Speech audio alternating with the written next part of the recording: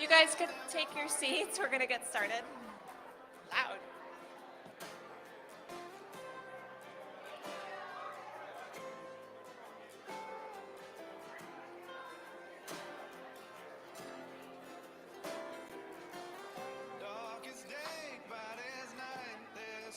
Okay, we're going to try to stay on schedule here so that everybody's not here too terribly late. We know it's a weeknight and people have work and school. I'm sorry? You can't hear me? Can you hear me now? Oh. That's why I was saying nothing important. I was just rambling, hoping everybody would start to quiet down. I'm Tina Deskovich. I'm one of the co-founders of Moms for Liberty.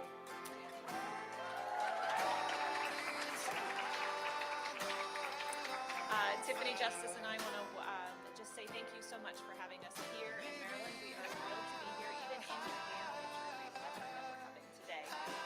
Moms for Liberty, for those that don't know, is a national nonpartisan nonprofit organization that works to defend parental rights in all of Canada. We are 2.5 years old, and we have grown 300 chapters in 47 states with 130,000 moms and dads on the ground fighting for parental rights.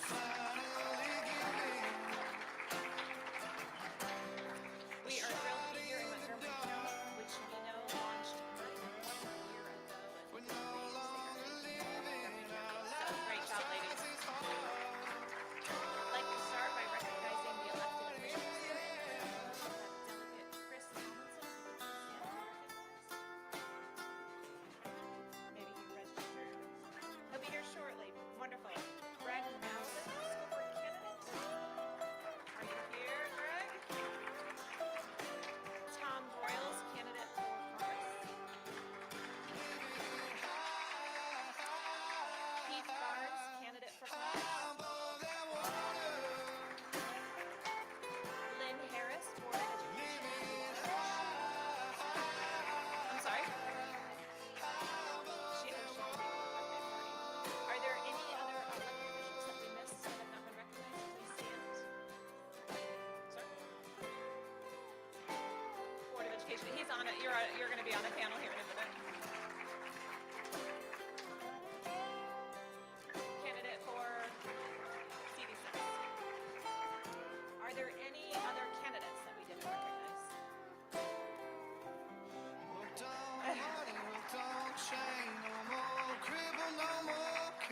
Thank you for being here, sir. Is there any other candidates we didn't recognize? Why won't you call me the kid?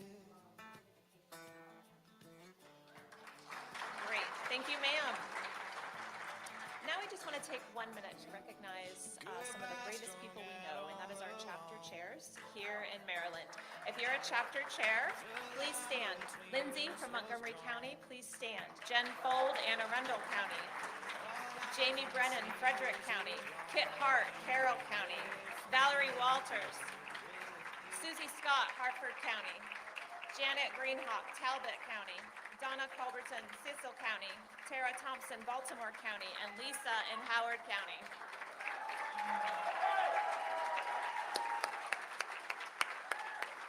Thanks, ladies, for all that you do. Okay, we're going to get on with the program here. We are going to hear from a very special young man. He is going to sing the national anthem for us. His name is Graham Dickens. He's a 5th grader at Montgomery County School. He loves extracurricular activities such as football, basketball, and anything patriotic. He enjoys math, reading, and American history. Following Graham, Jamie Brennan is going to give us our Madison Minute, and Mark Levitt is going to give us an invocation to kick off the evening.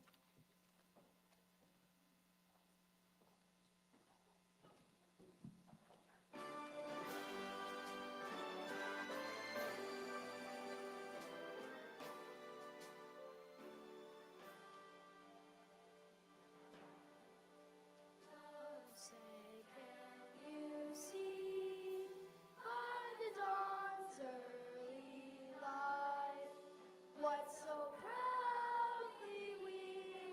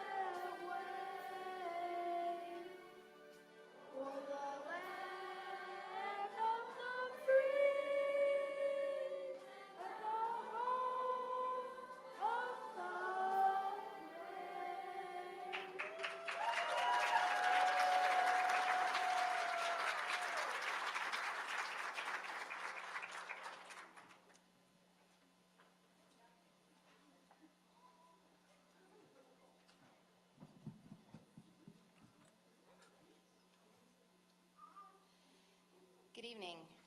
For those of you who don't know, we at the start of every meeting open with a Madison Minute, and that is some type of inspirational quote or saying or statement of some of our founding fathers. Today, we've chosen to read a section of the Maryland Constitution, Declaration of Rights, Article 36.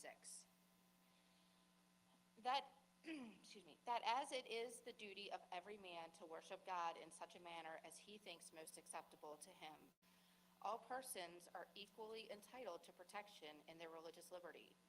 Wherefore, no person ought by any law to be molested in his person or estate on any account of his religious persuasion or profession, or for his religious practice, unless under the color of religion he shall disturb the good order, peace, or safety of the state, or shall infringe the laws of morality, or injure others in their natural, civil, or religious rights. Nor ought any person to be compelled to frequent or maintain or contribute, unless on contract, to maintain any place of worship or any ministry, nor shall any person otherwise competent be deemed incompetent as a witness or juror on account of his religious belief, provided he believes in the existence of God, and that under his dispensation such person will be held morally accountable for his acts, and be rewarded or punished therefore, either in this world or in the world to come. Nothing shall prohibit or require the making reference to belief in, reliance upon, or invoking the aid of God or a supreme being in any governmental or public document, proceeding, activity, ceremony, school, institution, or place. Nothing in this article shall constitute an establishment of religion. Thank you.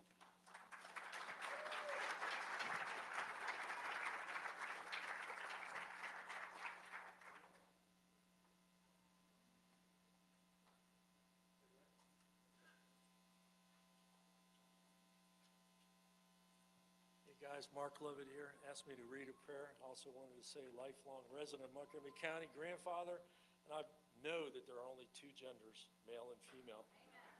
Am I in the right room? And here's the prayer. Eternal Creator, we thank you for the safety and provisions you have provided us today. Continue to grace your people with the will to do justice, love, mercy, and walk humbly with you as we discern your presence in all challenges we face.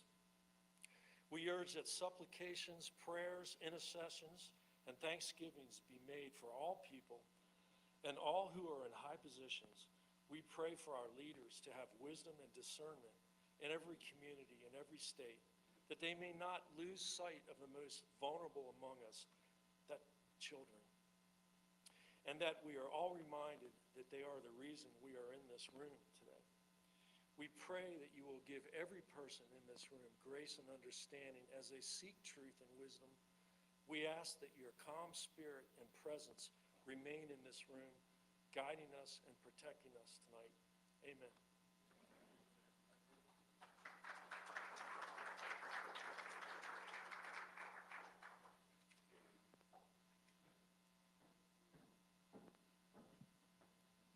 Good evening. My name is Tiffany Justice. I'm one of the co-founders of Moms for Liberty. I am a mom of 4 children, 18, 15, 13, and 11. And like many of you, I ask myself almost every day, and really every day, what is going on across America? Why are the voices of parents being silenced? We're seeing the weight of the federal government coming down on parents silencing their voices. And so Moms for Liberty, as Tina said, was founded in January of 2021. Tina and I served as school board members. We had children in public schools. And during COVID, we saw that parental rights were being violated at every turn. And parents wanted to have a voice. And what we're seeing now across America, and certainly demonstrated beautifully in Montgomery County, Maryland, is parents coming together across religious lines, across racial lines, across political lines, across all of these different ways that it seems that people are trying to divide us as Americans, right? Divide us in this country. But parents are coming together, and we're coming together for our children. In 1984, the Department of Education went on a tour around the United States of America. They visited 7 different cities, and they heard testimony from parents What parents shared in 1984 was they were very concerned about the direction that education had taken in America, with therapy replacing real education and academic achievement in our schools. In 40 years, nothing has changed. In fact, it has only gotten worse, and the educational outcomes that we see across the country are continuing to decline. So we're going to take a little visit down the path of educational outcomes, since the Department of Education seems to like to make a lot of excuses for educational failure rather than truly wanting to give our children the skills necessary to unfold their full potential in life. The nation's report card in 2022, what we see is that just out of 3 out of every 10 students nationwide are proficient in reading and math. Just 33% of fourth graders nationwide are proficient in reading, just 36% of fourth graders nationwide proficient in math. Minorities struggle the most. Today, just 2 out of every 10 minority students nationwide are proficient in reading. The outcomes are abysmal. Maryland specifically only has 3 in every 10 children reading proficiently. In fourth grade in Maryland, reading is at 31%, math at 31%, in 8th grade, reading 33%, and math 25%. Again, minorities are struggling the most. In Maryland, less than 2 in 10 students are proficient in reading. Low-income students are worst off, with only 14% reading on grade level and 11% proficient in math. Baltimore schools, as many of you have seen in the news, are some of the worst in the nation. Less than 1 in every 10 students are proficient in reading and math, and 5 in 10 Black 8th grade students in Baltimore are far, far away from reading proficiency, with 54% scoring below basic in reading. That's the lowest NAEP standard. 54%. Only a bit over half of Carroll County students are proficient in reading, with similar results in math, and here in Montgomery County, only about 5 in 10 Montgomery students are proficient in reading and math. High school is 7 in 10, so a bit better in your high schools. It seems that Montgomery County schools is continuing to follow the decline of the nation's schools. Let's talk a little bit about Montgomery County. One of the wealthiest counties in the United States of America. It's beautiful here. I've spent the day. Today I got to spend the day outside of one of the high schools with Billboard Chris, who you'll hear from tonight. And we got to meet a lot of different parents from a lot of different backgrounds, but the one thing that they're all very concerned about is the indoctrination that's happening in your classrooms and the violation of parental rights. So I was told that a mask mandate they tried to put masks back on your kids for 10 days, and you guys fought back. Yeah, the parents fought back. Good job. Your voice matters. When you stand up and you push back, people listen. Your voice matters. And so that became an optional mask suggestion. So good job, parents.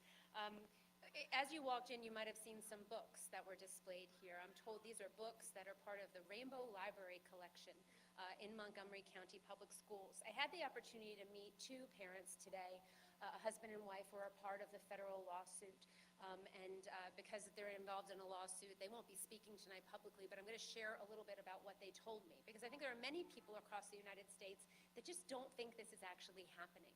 That children in kindergarten, as young as kindergarten, are being told they could be a boy or a girl, or a boy and a girl, or maybe a tree if they feel like being a tree that day.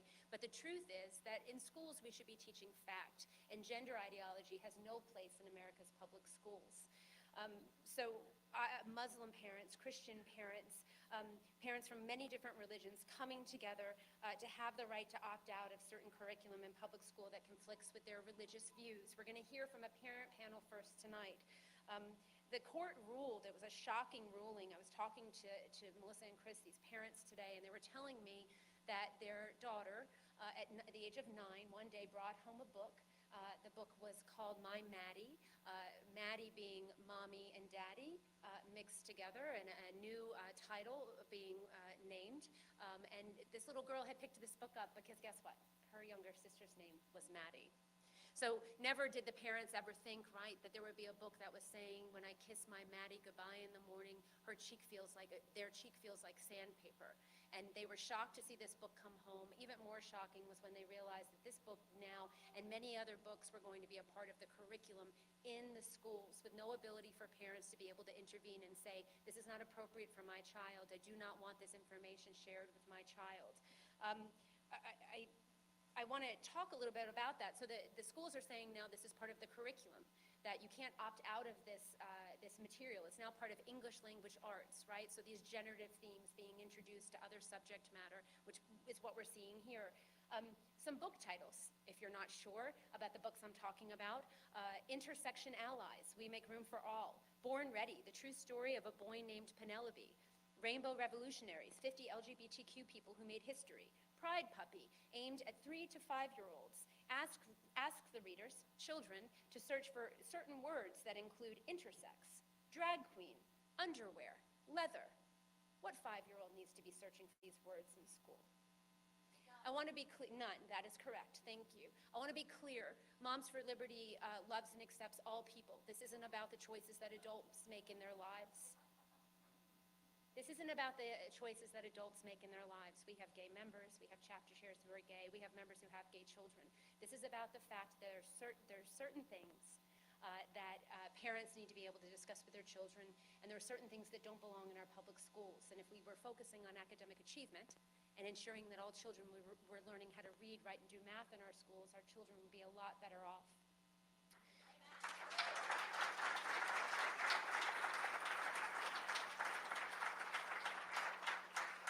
Bethany Mandel, who will join us tonight, wrote an amazing piece in the Free Press. You should go and read it about the revolt of the religious parents of Montgomery County. You are making waves all over this nation. I believe that this court case will make it to the Supreme Court and that you will be leaders as far as parents across the nation are concerned. We are watching you. We are counting on you. We are supporting you. Tonight we're going to hear from a parent panel first, and one of the quotes that really struck out to me from Bethany's piece was a parent who said, "I feel like my child is being rebaptized into another religion when they're at school." Unacceptable. So now we're going to welcome our parent panel first. We will then hear from Billboard Chris Elston, and he'll speak for a little bit, and then we'll speak to some different policy experts in this area and in education and in law, and we'll talk a little bit about what's really happening here, why is it happening, and how do we fix our schools and help our children to achieve in life. So first up, our parent panel, I'm going to say your name, and then you're welcome to come up. Kareem Munib is an American Muslim engineer and a devoted father. In April, he co-founded the...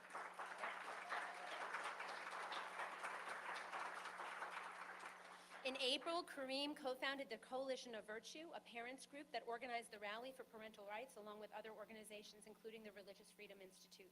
Next up, Bethany Mandel. Bethany is the author of Stolen Youth.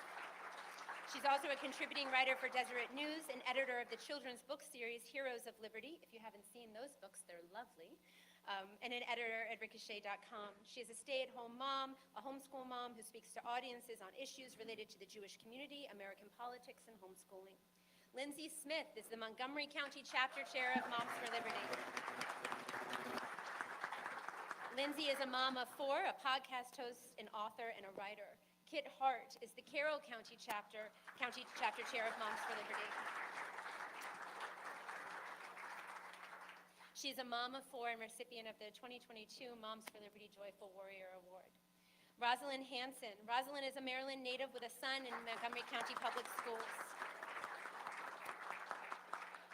Rosalind has been active in the Storybook Opt-Out support movement, along with identifying and sharing with parents ways they can stand up for their fundamental parental rights in school. Again, let's give them a big round of applause for doing this.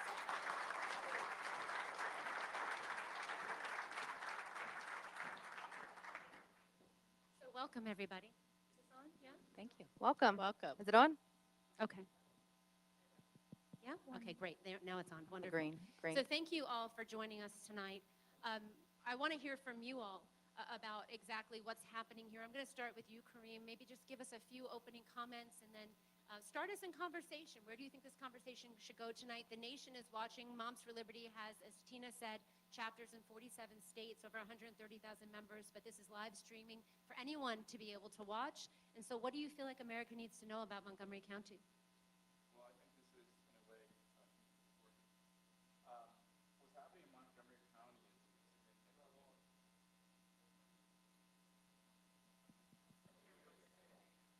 So, what's happening in Montgomery County is amazing. It's beautiful, and I think it's reflective of what needs to happen in the rest of the country. And that is that people have not worked together to protect their common values are now coming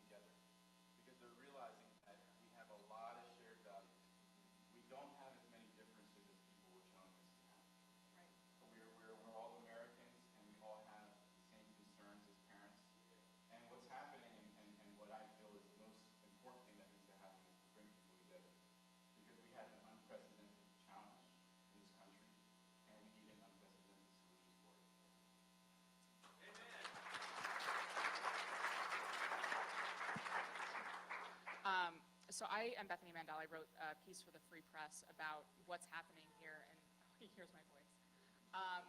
And what I found striking reporting this piece, I'm an Orthodox Jew, and I don't have Muslim friends. I like, you know, I'm just going to say that I haven't interacted a lot with that community, and I was struck time and again by like the crazy similarities between our communities that were like so minor. I love that everyone communicates on WhatsApp. That is our zone in the Jewish community. I just added like 15 WhatsApps to my already existing 300 WhatsApp groups.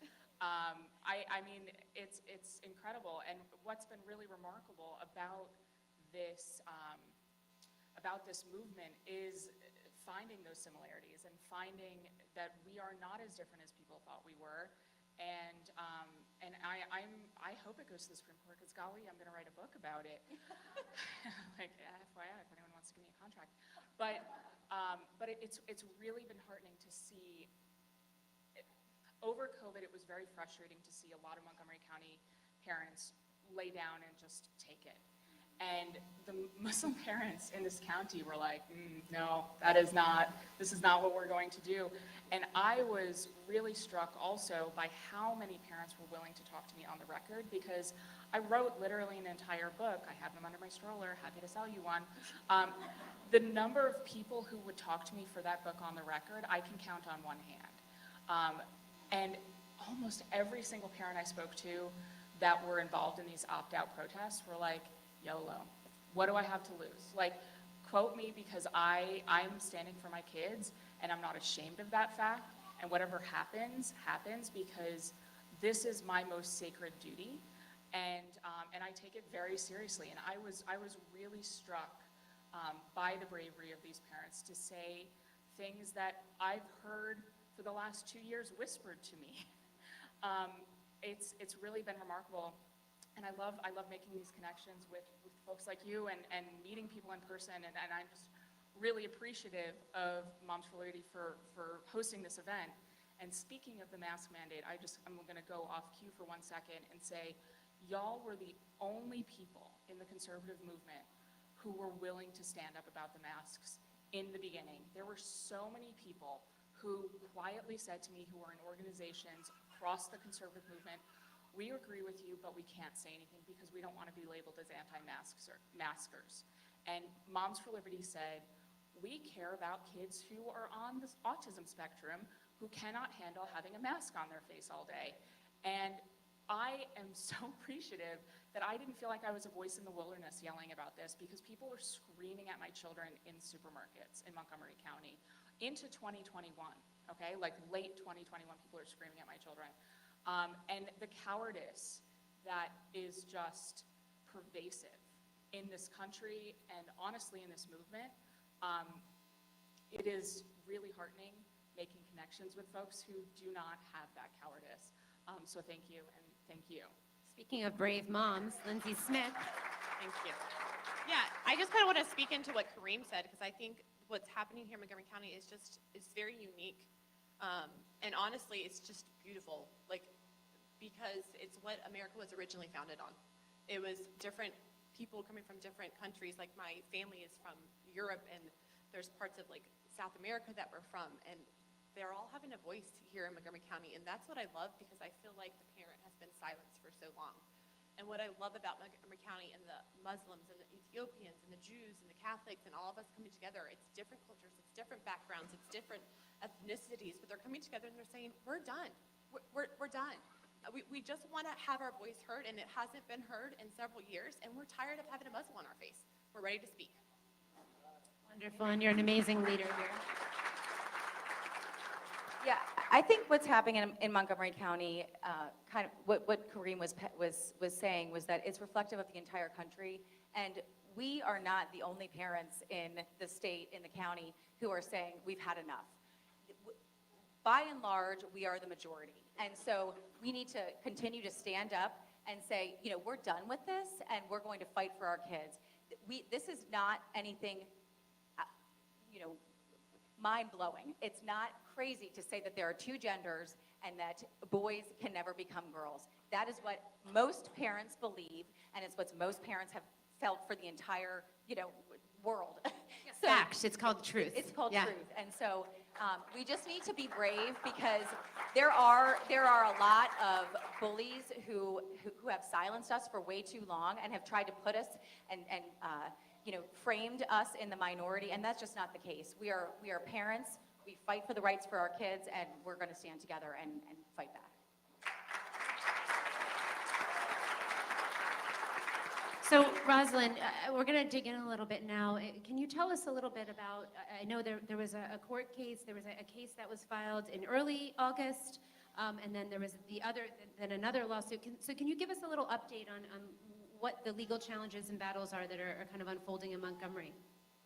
So, and this is on, yes? Okay. There are technically three with Beetleman, and the BCC principal. So 4, but there are 2 that are federal lawsuits right now. One is Jane and John Doe v. MCPS. And so that is a collective of parents who wanted to know that if their children were transitioning, they wanted to know that ahead of time. And so right now, Montgomery County has a gender identity intake form that has a scale of 1 to 10 on it, as far as how supportive are your parents at home. And then the administrators, in conjunction with your child, will determine whether or not you get to know if they're transitioning in school. And so parents sued about that, because why wouldn't you? But unfortunately, right now, where that has landed is that there is no standing. So you have to wait for your child to have this happen to them, to have it happen to you, before you can sue. So they are considering appealing. I hope that they appeal, because there is no other word besides insanity to explain that. Yeah, I mean, we talk about this a little bit. Parents don't wait for harm to happen to their child before they take action. It's like a bike helmet. I use this analogy all the time. You do not put a bike helmet on your child because they've been hurt on a bike before. You ask them to wear a bike helmet. If you're my 13-year-old, you wear it until you get out of the driveway and you chuck it in the bushes, but that's a different story. But, you do that because you know there's the potential for your child to get hurt. This idea that you would wait for your child to come to harm is just crazy. Well, and I'm going to share a personal experience that I just had last week in a Montgomery County middle school. It's back to school night, and the room full of parents are told by the counselor, we're going to meet with your child every year, sometimes twice, maybe 3 times, but we're going to keep it confidential. From me. And so I talked with the counselor afterwards, and I said, I just want to make sure I'm understanding. You're going to talk with my child, and I don't get to know about it? She said, I know it's harder as they get older. Wow. But I'm a mom, too.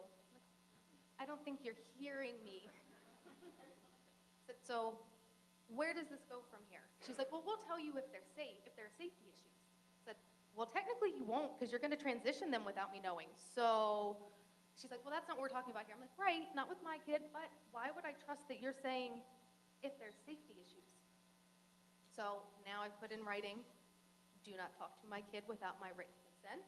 I am going to make sure every parent in Montgomery County knows about this, and if this is happening to your child in your school, you have every right to say no thank you.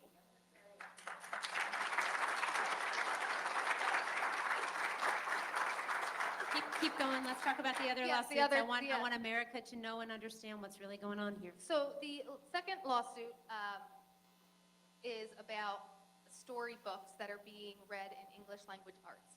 And the intent is a good intent. It really is. Inclusivity, diversity. Every family deserves to be seen in their school system. That's a no-brainer. It's the books in question that are of an issue. So for example, Pride Puppy, Seeing Leather, a drag queen. The word queer is written 4 times. What 3-year-old knows the word queer? They don't. And so parents said, we want a right to opt out. This is one of the most pluralistic counties in the country. We have, I think, 4, if not 5, of the most diverse cities in America. And so we have to respect everyone's beliefs, whether we agree with them or not. We have to respect everyone's right to direct the upbringing of their children. But our Board of Education said, no thanks, we're going to do it our way. And so we're suing. and we're going to keep suing, and we're going to keep suing. So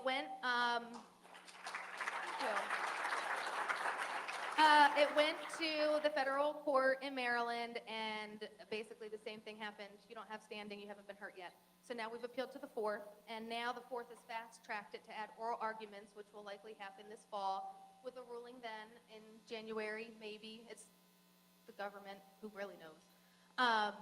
But in the event that we do not get relief, either from the Board of Education saying, you know what, opt-out makes sense, because that would be the most common sense thing. Let's end this. Let's end spending taxpayer money on something so common sense. Or we're going to federal court, or we're going to the Supreme Court. We're not going to let this go.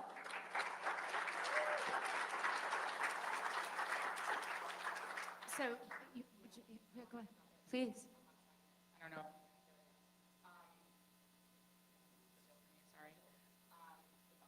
Okay, so one of the things that I found most striking in my reporting about this case was, I think 80% of the parents that I spoke to said they want inclusivity, but not of me, not of my beliefs. They only want inclusivity of some people, and it's a hierarchy of who gets to be included and who gets to be recognized.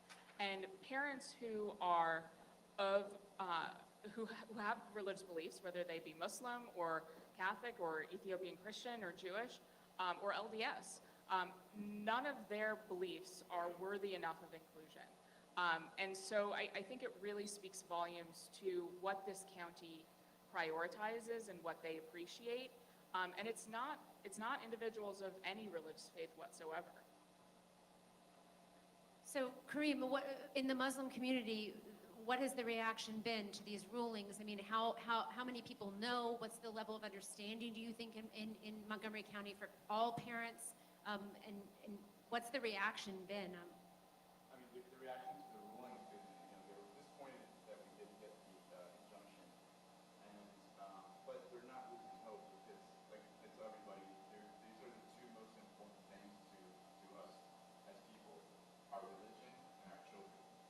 Not food, not anything, not shelter. Nothing is more important than those two things. So they're very concerned. Everyone is talking about this, and people are moving their focus to elections and the ballot box because we have to tackle this issue at every level. We need to try to put pressure on the administrative state. It's just issue these policies willy-nilly without consulting anyone, and we need to get to the Supreme Court in cases, and we also need to go to the ballot box. So it's a three-pronged approach.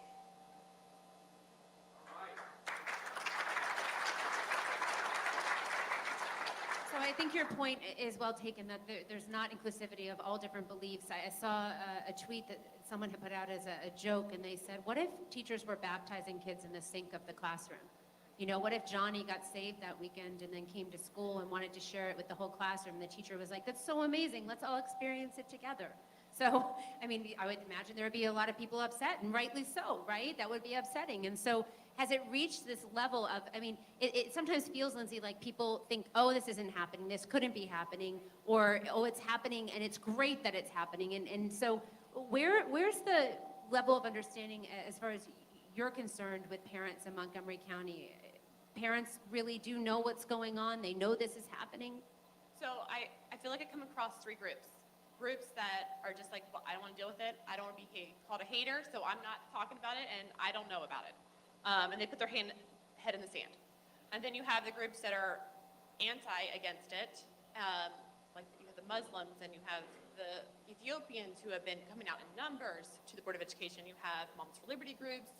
You have, I mean, there's so many different organizations that show up for these Board of Education meetings, and they're aware.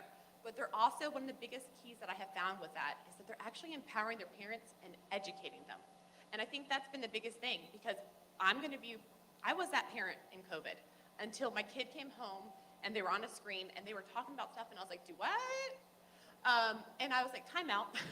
You're only in kindergarten, and I have questions now. And when I started to ask questions, I was told to be quiet. And I had a problem with that, because I don't like to be quiet, because that means my voice is being silenced, and I don't think that's fair. And then I have parents that are like, they have the foot in both camps.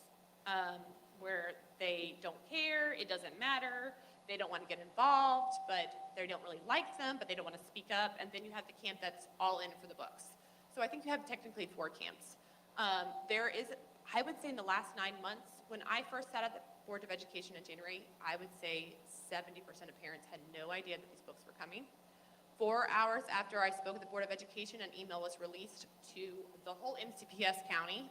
Parents were notified that these books were coming, and they would be coming like February 1st. So it gave parents basically 30 days notice. And it's not just that the book is being read, but there are actually discussion points. Can you talk a little bit about the way that the dialogue is supposed to happen in the classroom? Correct. So each MCPS class can be different because MCPS is different. It's made up of different administrators, principals. So every school can do something different. We were finding that we were getting emails from parents where they were having assignments where they would read this book, and the assignment was basically, so why would you want to be the other sex? Or why would you want to be a boy if you were a girl? That was one of the assignments for 4th grade class. They were basically asked to question their identity. If they were in the right identity was one of the assignments. And these are 4th graders, so that's 9-year-olds. Let's put it in perspective here. So that's 9 and 10-year-olds. Some of the kids, I mean, they've come across the spectrum everywhere. I mean, Roz, you can probably testify to some of this too, some assignments. But I mean, it's been just like stuff that they originally were like, oh, it's not an assignment, it's just a reading. Well, one reading has now turned into assignments, has now turned into, some of them are getting graded on this, has now turned into kids like, I had a 2nd grader come home. I'll give an example.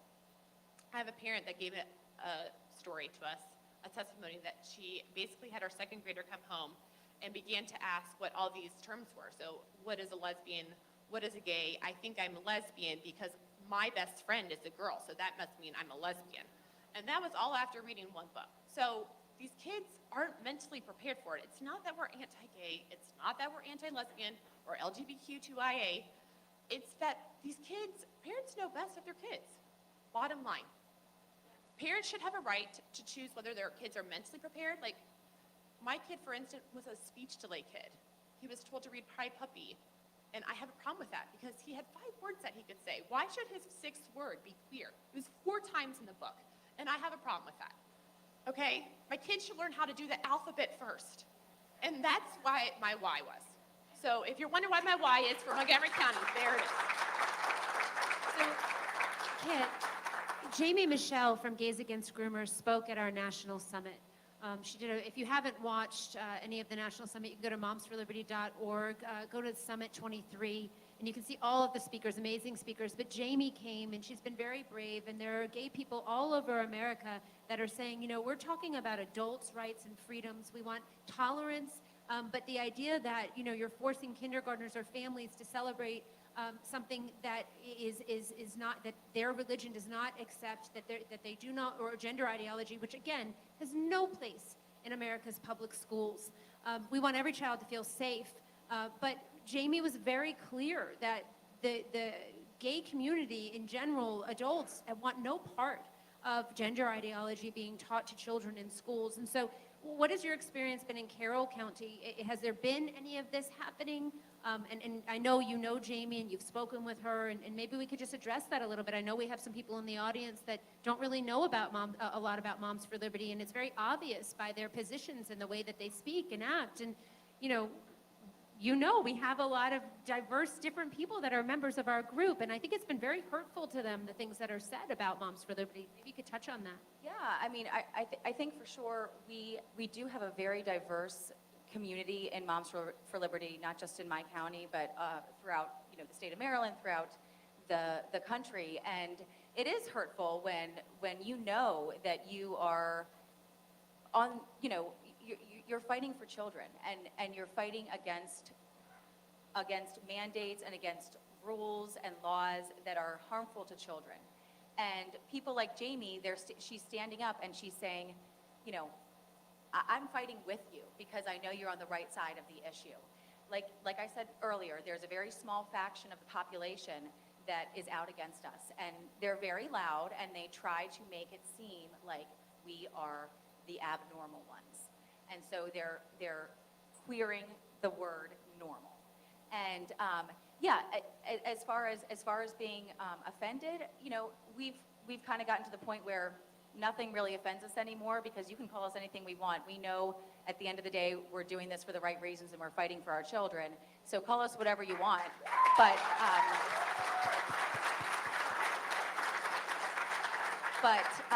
but you know, we are here for the right reasons. We're not going to stop. So, but Jamie, we're very, very lucky. We're proud to have made partnerships and made, you know, friendships with people like Jamie, people across the spectrum, like Billboard Chris, all throughout even North America.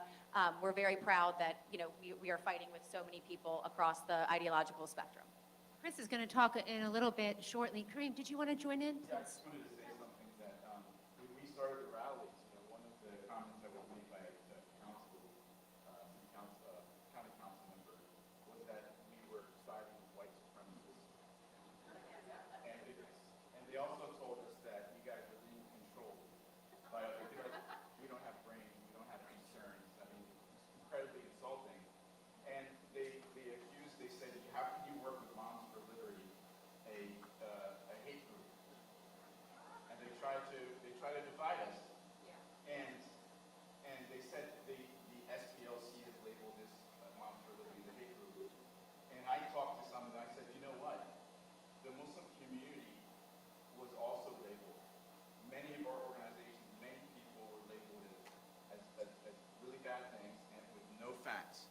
And for us to just go ahead as a Muslim community, just go ahead and say, yep, we're gonna smear Moms for Liberty without any evidence would be morally repugnant for us. And absolutely, it's wrong.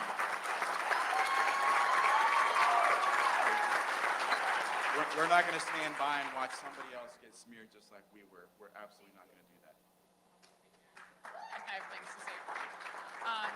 What I found really funny was, as an Orthodox Jew, someone said to me in my coverage of all of these things going on, you know, they're anti-Semites. Like they align themselves with Hitler, and I was like, what do you mean? Like, and my kid is like running around the protests wearing yarmulkes to my older two sons, and I'm like, I think that's probably news to them, that their mom is an anti-Semite, and we have some explaining to do to these two boys, all my children. But I want to rewind a little bit to what you were saying earlier, Kit. The thing that I found most troubling in all of my research for my book also, introducing these sexual topics to children and sexualizing children, because that's what we're doing. When we're telling 7-year-olds that they can have a sexual identity, we are assigning them sexuality. And that, to me, is so troubling, because a 7-year-old loves her girlfriends. It doesn't mean that she has sexual feelings for her friends. One of the books that I accidentally came across in my personal life with my daughter, she pulled a graphic novel off the shelves here in Montgomery County that was displayed in the children's section about female soccer players. She plays soccer. She was really excited about it. And one of the scenes, 2 of the girls at the sleepover have an encounter of a sexual nature. And I said, I'm really troubled by this, because in our family, we have a no sleepover policy, because if you look statistically at where abuse happens, it's at sleepovers. So we, as a family, have an anti-sleepover policy. And in reading this book, it is normalizing for children that they can have a sexual encounter at a sleepover. Wow, that's a problem. Wow, that is literal grooming of children. And I'm not afraid of my child having a sexual encounter with a girl or a boy. I'm afraid of my child being abused by an older brother in the house. I'm afraid of my child being abused by a father. And if she read that book and thought that it was okay and normal to have sex at a sleepover, hello, that's a problem as a parent. The least interesting thing about an elementary school student should be their sexual orientation. And we could just go back to the reading statistics and the math proficiency that we're seeing and the failure in our public schools and ask ourselves, why?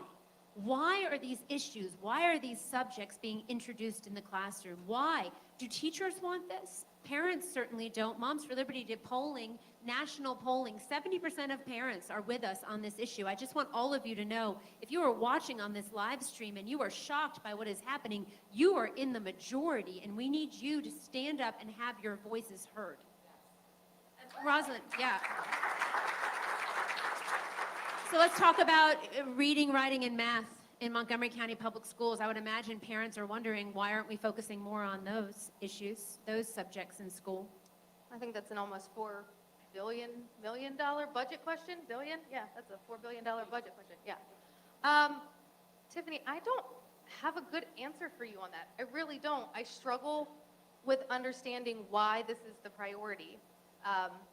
For example, if you hear about the 8th grade class, Digital Literacy 3, you would think, okay, we're teaching the children about safety online, you know, or maybe the new Rolodex of the internet, right? Like how to manage themselves online. No, we are asking them about their cultural relationships. There's no digital literacy learning at all. We're asking them about their sexuality, about their religion. Judicial Watch leaked all of this. And I don't have an answer for you other than it's somebody's twisted agenda that a kid needs to be sexualized.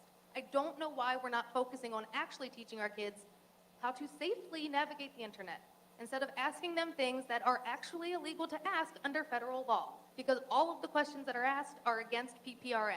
I don't have an answer for you. I don't get it.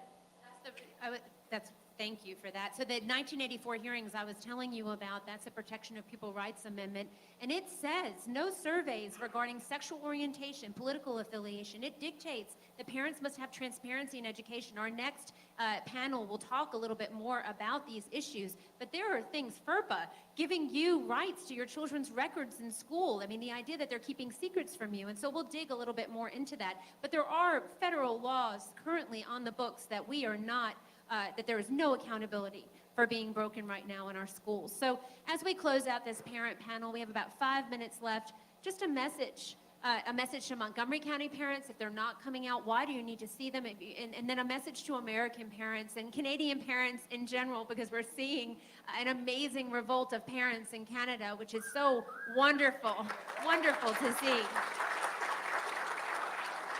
So we'll just go down the panel. Kareem, we'll start with you. A message to American parents. Don't be afraid. Don't be afraid to speak up. We've broken through the wall of fear. Nothing is going to happen to you. But if you don't speak up, a lot of bad things are going to happen to you and your family.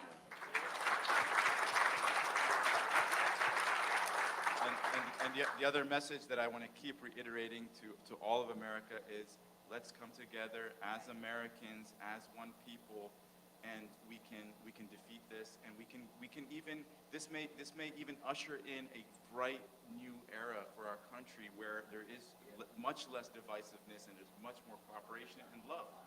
We pray for that.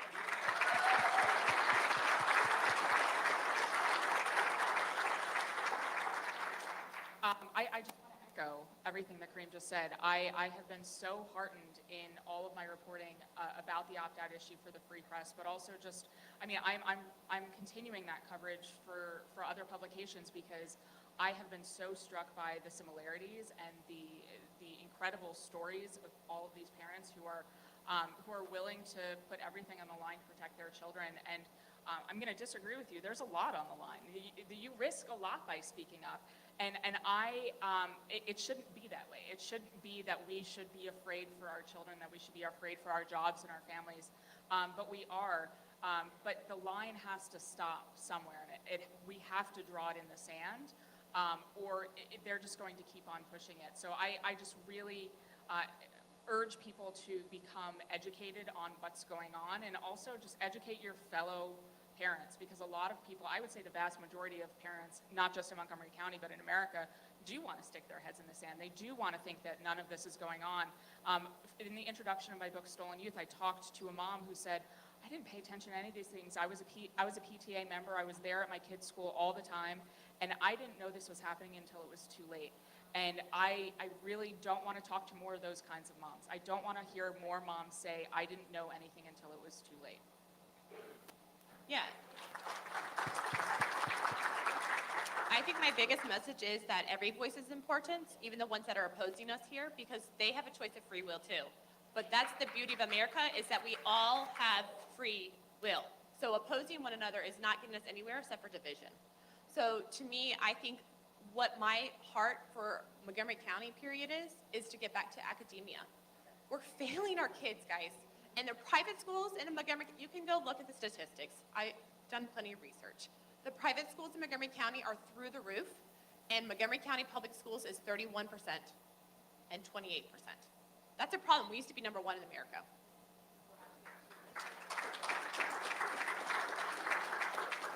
I would just say to parents, get as involved as you possibly can. Make the school think that you're actually on the payroll. I mean, and not only get involved in your schools, but get involved in the community as well. Get involved in Moms for Liberty. I will tell you that I would never have considered myself an activist until 3 years ago, and never wanted to have people oppose what I believed and what I said.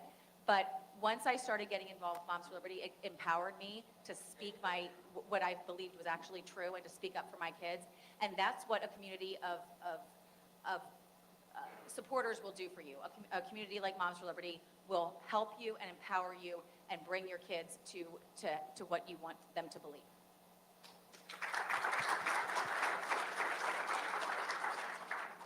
Well, first, I want to thank everyone who came here tonight. Well, last, I want to thank everyone who came here tonight.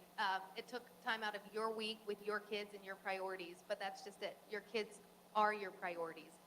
Our future rests in them, and if we're not teaching them to read and write, they're not going to have a job. They're going to be dependent on the government or you.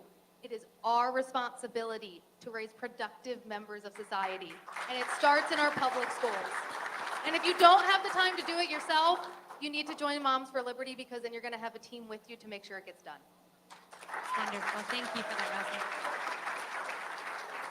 So thank you to our parent panel. Join Moms for Liberty. Reach out to Lindsay. Lindsay, I'm going to give you the closing word. Can you tell people more about how to get involved in Montgomery County with Moms for Liberty? Yeah, I think that, we have a chapter page on website that you can get on and you can join. I know there's a lot of people that are loving to join and loving to say wonderful things lately.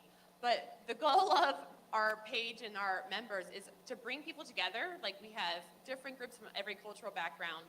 We've worked together with Kareem and just different organizations that their message is the same. They want to empower the parent. They want the voice of the parent to be important again, and it hasn't been. And so if you're willing to get involved, come to the Board of Education, talk to one of our members. You can talk to me afterwards. But our heart is, sometimes I feel like you just need to cross the border and actually have a conversation with somebody.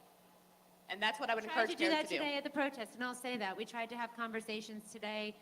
We had so many people out with us, and there were no conversations to be had. No one, the people that were counter-protesting against us didn't want to have a conversation. And so I'm so incredibly proud of all of you for standing up and speaking out. Thank you for being supporters of Moms for Liberty. Thank you for taking the onus to gather parents together. And it just really does make me hopeful for the future of America to see so many amazing parents standing up and speaking out. So thank you again.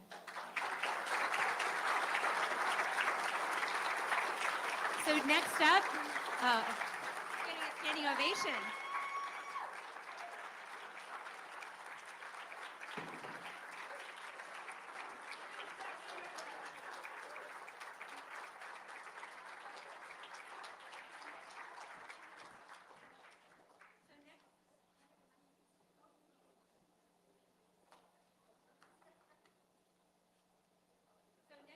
Going to hear from a good friend of mine. His name is Chris Elston. About 3 years ago, no, less than that, I guess, a little bit less than that, I was on a Twitter space. I like to hold Twitter spaces. I like to join Twitter spaces. It's a really neat way to have conversations with people all across the country, and you get to be in your pajamas.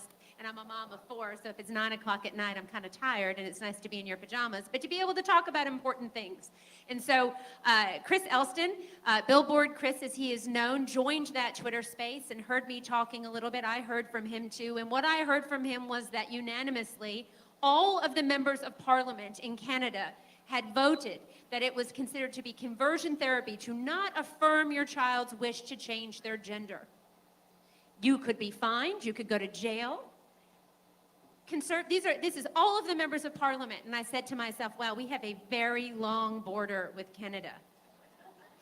And what happens in Canada is going to affect us here, and then I started learning more and more about how pervasive this was, and I had been serving on school board in Indian River County, Florida. Tina and I both saw these procedural documents going to schools, keeping secrets from parents, and I said, oh, this is coming here, and sure enough, it certainly is. We've seen California What happens in California does not stay in California. Washington, Oregon, Michigan, Illinois, New York, we are seeing this here, Maryland, Virginia, we are seeing this all over the country, even the free state of Florida. And so I said, gosh, I've got to meet this guy in person, Chris Elston. And we did meet up at the Heritage Foundation. We're thankful for their partnership on this issue. Jay Richards held a meeting of about 40 people that came together across the country, and we got to meet Chris in person. And since then, he has traveled the United States, visiting our chapters, breathing courage into moms and dads, telling them the truth about gender ideology, and I'm proud and incredibly thankful to call him my personal friend. So ladies and gentlemen, Chris Elston.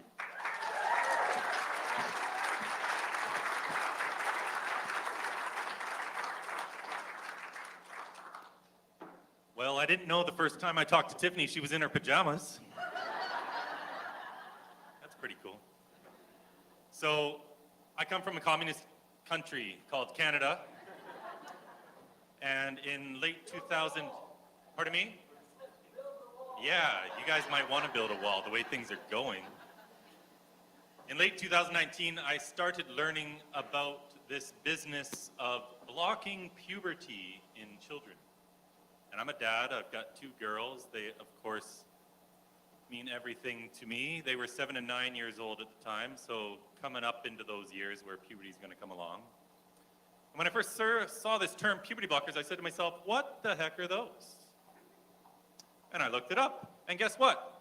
They block puberty. In children, obviously. My jaw dropped. I cannot believe we are stopping the physical development of perfectly healthy children because they've been indoctrinated into a cult that teaches them that they might have been born in the wrong body. What does that mean? That's right. There's 2 ways to look at this, really. If you believe in God, this ideology is teaching that God made some mistakes. If you believe in evolution, or you can believe in both, this ideology is essentially teaching that somehow after 1 billion years of the process of natural selection, we now need a pharmaceutical company to help our children be their true self.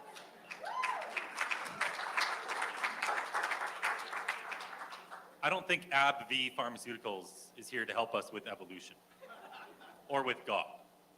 This is totally insane. So I started reading up on this. And it's not just blocking puberty in these kids. First of all, let's look at this teaching. What is this ideology? This ideology hinges on one thing only: sexist regressive stereotypes of what it means to be a boy or a girl. How many women in the audience were tomboys growing up? Congratulations, you're all transgender. You didn't know that, did you? It's more fun. You get to climb trees and play in the dirt. Maybe you hate wearing dresses. Maybe you wanted to have short hair. There's a word for these little girls. They're called girls. They're beautiful girls. They're not boys trapped in a girl's body. Our sex is not a feeling. It is not something we choose. But this ideology teaches that stereotypes determine what our gender identity is. Now last year, was it last year? Yeah, August. I was laying down beside a pool on holiday, but I didn't ever really take a holiday. I'm always working. My kids were swimming in the pool. And I came across this video from Boston Children's Hospital where the director of the #1 ranked pediatric hospital in the country says that it's things like little girls trying to pee standing up, a little boy who doesn't want to get a haircut, trying on a sibling's clothing, or playing with the opposite gender toys. These are a sign your child is transgender and can be treated. They're seeing 3-year-olds. What are they doing to a 3-year-old? Obviously, they're not blocking puberty yet, but they're doing social transition. We should more accurately call this psychological transition. This is a psychological intervention in a child where you are teaching them the extraordinarily abusive nonsense that they were born wrong, that they need to be something they're not. Let's talk about pronouns for a second here. Some people go, what's the big deal about pronouns in school? Just honor the pronouns. What message are you sending when you call a girl he, him? You're telling her she needs to be something she's not. The body positive message we should be sending is that our children are beautiful just as they are. That there's no right way to be a boy or a girl.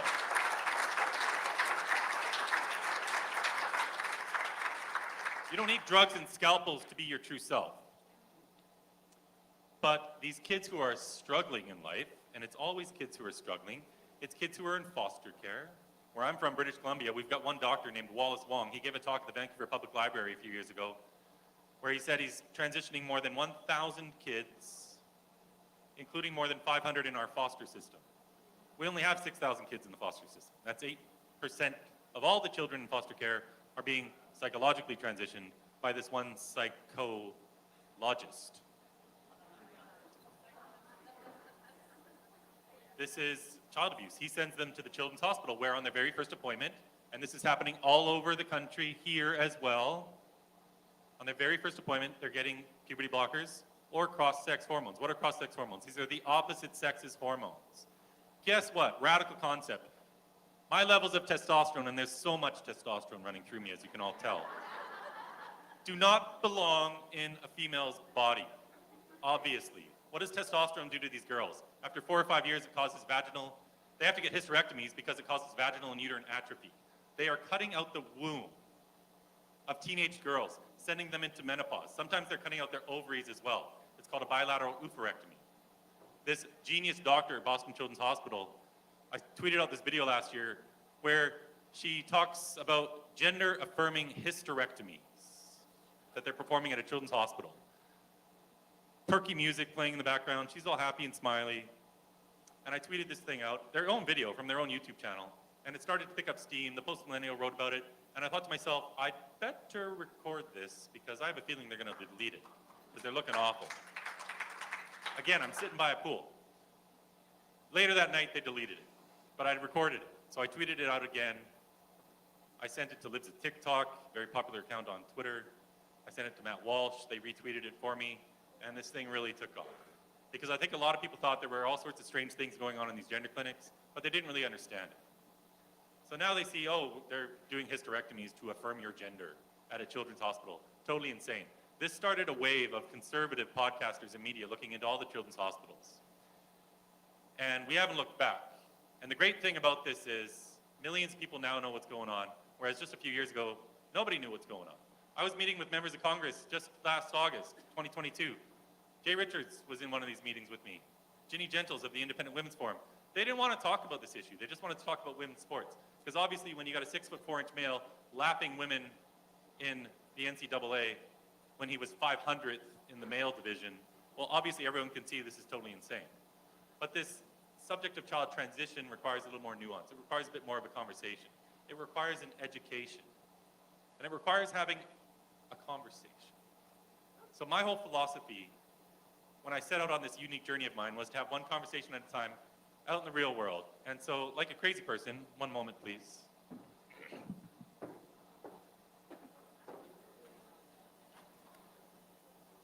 I had some signs made, and I go outside, and I wear these. I have one on my back too. This one's normally on my front. Very simple statement, children cannot consent to puberty blockers.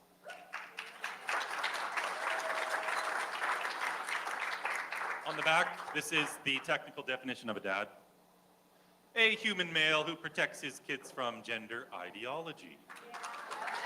This is what it means to be a dad in the year 2023. You've got to understand this. You've got to have conversations with your own kids so they know the truth, because that truth acts as a shield for them when these lies inevitably come. I started to talk a little bit there about who are these kids at these gender clinics. They're kids in foster care.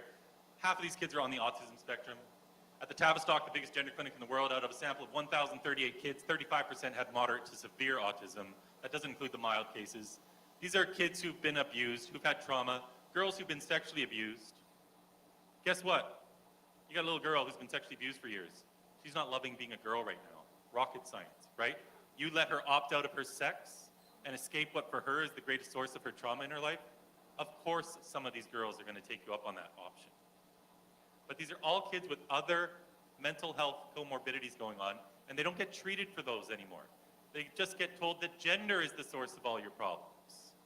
There's a woman who worked at the Washington University Gender Clinic in St. Louis. Her name's Jamie Reed. She blew the whistle earlier this year. Now, this is not some conservative. This is not who our protesters in the back here would call a Nazi. This is a woman who describes herself as a queer woman who's married to a trans man, and she says she's politically left of Bernie Sanders, which I didn't even know was possible. But she came out blowing the whistle saying all the exact same things that I'm saying here today. I felt like I was listening to myself, because we're just speaking truth. Kids were coming straight from the psychiatric unit in the hospital and getting puberty blockers right away. If a girl wanted to get her breasts cut off, and they're cutting off the breasts of girls as young as 12 years old in this country. I've got a psychiatrist at Kaiser Permanente in Oakland, California. His name's Kellen Lackhart. I've got him on video admitting that they cut off the breasts of a 12-year-old girl and castrated it and did vaginoplasties on 16-year-old boys. They started the process when they were only 50. And when I say starting the process, it refers probably to hair removal, because they have to do that. It gets a little complicated, and we'll get into it all. But this is totally insane. We've seen a 3, 4, 5,000% explosion in the number of kids who now identify as the opposite sex. There's no such thing. This is a cult of the gendered soul, where essentially there's this feeling inside that you don't feel right as a girl, so therefore you must be a boy. What does it mean for a girl to be a boy? Nobody can tell me. And I've had 20,000 conversations on the street. In September of 2020, my nickname actually came from real billboards. I put up billboards. They were extraordinarily controversial because they were full of hate, and they said, "I love J.K. Rowling." I heart J.K. Rowling. I was following the lead of a woman in the UK named Kelly J. Keane, who had put up a sign at the Edinburgh train station. Same thing. It got taken down after one day because some people on Twitter complained that it was hate speech. And I got tired of our freedom of speech being erased. We're not allowed to talk about these subjects. We should be able to talk about anything in the world, but when it comes to turning children into anorgasmic, lifelong, sterilized pharmaceutical patients, we need to have a lot of conversations about this. So I got mad our freedom of speech was being erased. People are getting fired from their jobs, and I put up a big billboard in Vancouver, Canada that said the same thing, "I love J.K. Rowling." It got paint bombed overnight, and then the next day a Vancouver city councillor named Sarah Kirby-Young said it was hate speech, and the sign company took it down. I was prepared for this. I leveraged all the outrage online into a quick little fundraising campaign. A week later, I had the same billboard up in San Francisco, then Portland, then LA, all throughout Utah, all throughout the metro in Washington, D.C., and then Times Square. That was my September. It was very busy. But then I ran out of money, so I did the only thing I could do, and that was become a human walking, talking billboard. And I started going outside, and I realized right away this is way more inspirational than all these expensive billboards because I'm a person behind it. I'm not hiding. I don't need to hide because I've got truth and love on my side, and I just started talking to people. Because guess what? We're supposed to talk to people face to face, not in some little group online in our little echo chambers. And all sorts of crazy things happened to me. I've had my arm broken by Antifa in Montreal. I've been assaulted all sorts of times. I've been arrested twice after getting assaulted, charged with causing a disturbance, banned from walking on the streets of Vancouver for 6 months until our Crown prosecutor threw out the charge. But you just keep going. Persistence. We have truth on our side. Today, tens of millions of people in this country understand this subject. 3 years ago, almost nobody did. This year, 20 states have put a stop to this, passing legislation where no Republicans wanted to touch it a year ago because it was too hot. So I've got a message for everyone.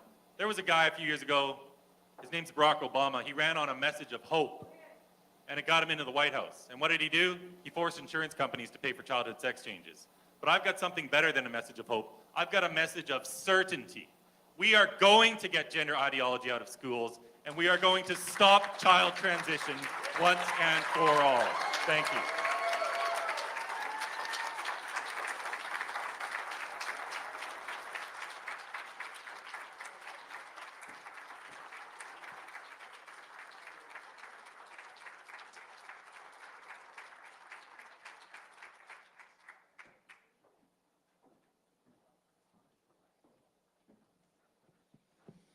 Thank you so much, Chris. That was awesome. So inspiring, and it's true. We have a friend, James Lindsay. If you don't follow him, he goes by Conceptual James on Twitter. You can go to New Discourses and listen to him speak a little bit about a lot of different things. If you don't know where to start with a series called Groomer Schools. It gives you a nice in-depth, I don't want to say nice, it's not nice, but really gives you an idea of queer theory and what's happening in our schools, why it's happening, and some ideas on how to stop it. But I'm so thankful for Chris and everyone else standing up and speaking back. And James always says, how are you successful? Right? I was put through, all our moms would go through these struggle sessions. They want to struggle you. How do you beat a struggle session? You just don't quit. That's how you beat a struggle session. That's how we take our country back. You just don't quit. So now I'm going to invite up our policy panel. Tom Newmark started the Frederick Classical Charter School, currently ranked by U.S. News as the #4 middle charter school and #1 elementary charter school in Maryland. He has trained Maryland teachers in computer science instruction, written for the Maryland Public Policy Institute, and is a regular opinion columnist for the Frederick News Post. Tom Newmark. Gordana Schifanelli is a successful attorney and former professor of law and economics at the United States Naval Academy. She came to America from war-torn Yugoslavia in 1999 and is now a U.S. citizen. She ran for lieutenant governor on the ticket with Dan Cox. Welcome, Gordana. Steve Whistler. Steve is a retired naval officer and Persian Farsi linguist who received the Combat Action Ribbon and Air Medal after accumulating over 700 flight hours, of which over 200 were under combat conditions. In November 2022, Steve was elected to the Carroll County Board of Education, where he helps govern the state's 9th largest school system with over 2,200 teachers and 26,000 students. Welcome, Steve. Bernie Flowers. Bernie ran for U.S. Congress in Maryland's 2nd District. In 2021, Maryland's governor appointed him to the District 9 Judicial Nominating Commission of Howard County, Maryland. He recently authored the new book, Black Values Matter. Please welcome Bernie.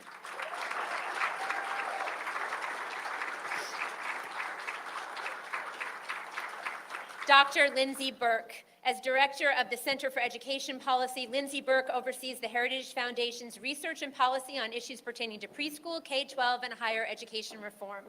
Lindsay holds a Master of Teaching degree in foreign language education from the University of Virginia and is currently pursuing a PhD in education policy and research methods at George Mason University. And finally, Meg Kilgannon. Meg is a senior fellow for education studies at Family Research Council. She combines her expertise in education policy with her skills as a coalition builder to promote excellence and accountability in America's public schools. Her leadership on these issues inspired the Virginia Family Foundation to name Meg as their Citizen of the Year in 2019. Please welcome Meg and the panel to the stage.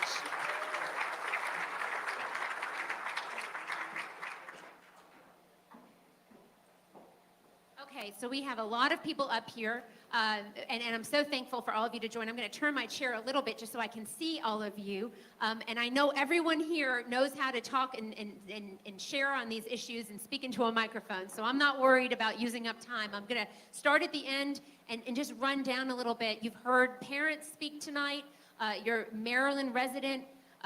Sir, what are your reflections so far, and give us some thoughts on the state of education in Maryland? Speak right into it, maybe tap it on the top. Let's see if that works. All right, let's trade microphones. A little technical. Wait, it's on now? Oh, it's Okay, on now. on There now. you go. Yes, sir. Yeah, so I kind of compared that old story about the fish in the ocean where, oh, this mic, you can hear me now? You have to hold it a little bit closer. All right. So I would compare it to, because I've been doing education stuff for a while, and a lot of parents just don't know what's going on. And it's kind of like that old story about the two fish in the ocean, right? And the one fish says to the other, you know, it's really cold. The water's really cold right here. And the other fish says, what the heck is water, right? And so it's all around you. You get kind of imbued in it. It's part of the environment. You don't really realize it's there, right? And I think that's a lot of what's going on. Is a lot of parents don't realize that there's this water around them about the, you know, secret gender transitions, the books, all the things that have been talked about. And so I think a lot of us, my hope for this conversation tonight is for parents who are here who maybe aren't as familiar is to kind of end up with this phrase at the end of it, like, this is water. This is water. We need to be aware of what's going on and actually for once realize that this is real. This is actually affecting our kids. So that's my initial reflection on that. Well, Gordana, welcome. Thank you for joining us. Thank you for having me. I guess I transitioned, from war-torn Serbia to America, where we're talking about transitioning. So many of you know me. I was your lieutenant governor nominee during last year's primary. But the way I got into this world of, I guess it should not have been called politics, but it turns out to be politics, is that in 2020, during COVID, I created a mess in Queen Anne's County.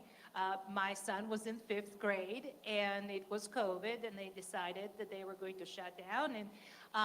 But yet, instead of shutting down the school, well, they did shut down the schools, but then they decided they were going to go protest against the police. At that time, in 2020, it was all about Black Lives Matter. It wasn't about LGBTQ at all. It was all Black Lives Matter. We're going to protest against the police. And at that time, I thought, no politics should be in school to the point where you're closing the schools, but yet the children are supposed to be protested against the police. So I created an organization that's called Maryland Eastern Shore Patriots, Maryland Patriots. And very quickly, Facebook decided that I was persona non grata. So they shut me down. They shut all of my followers down.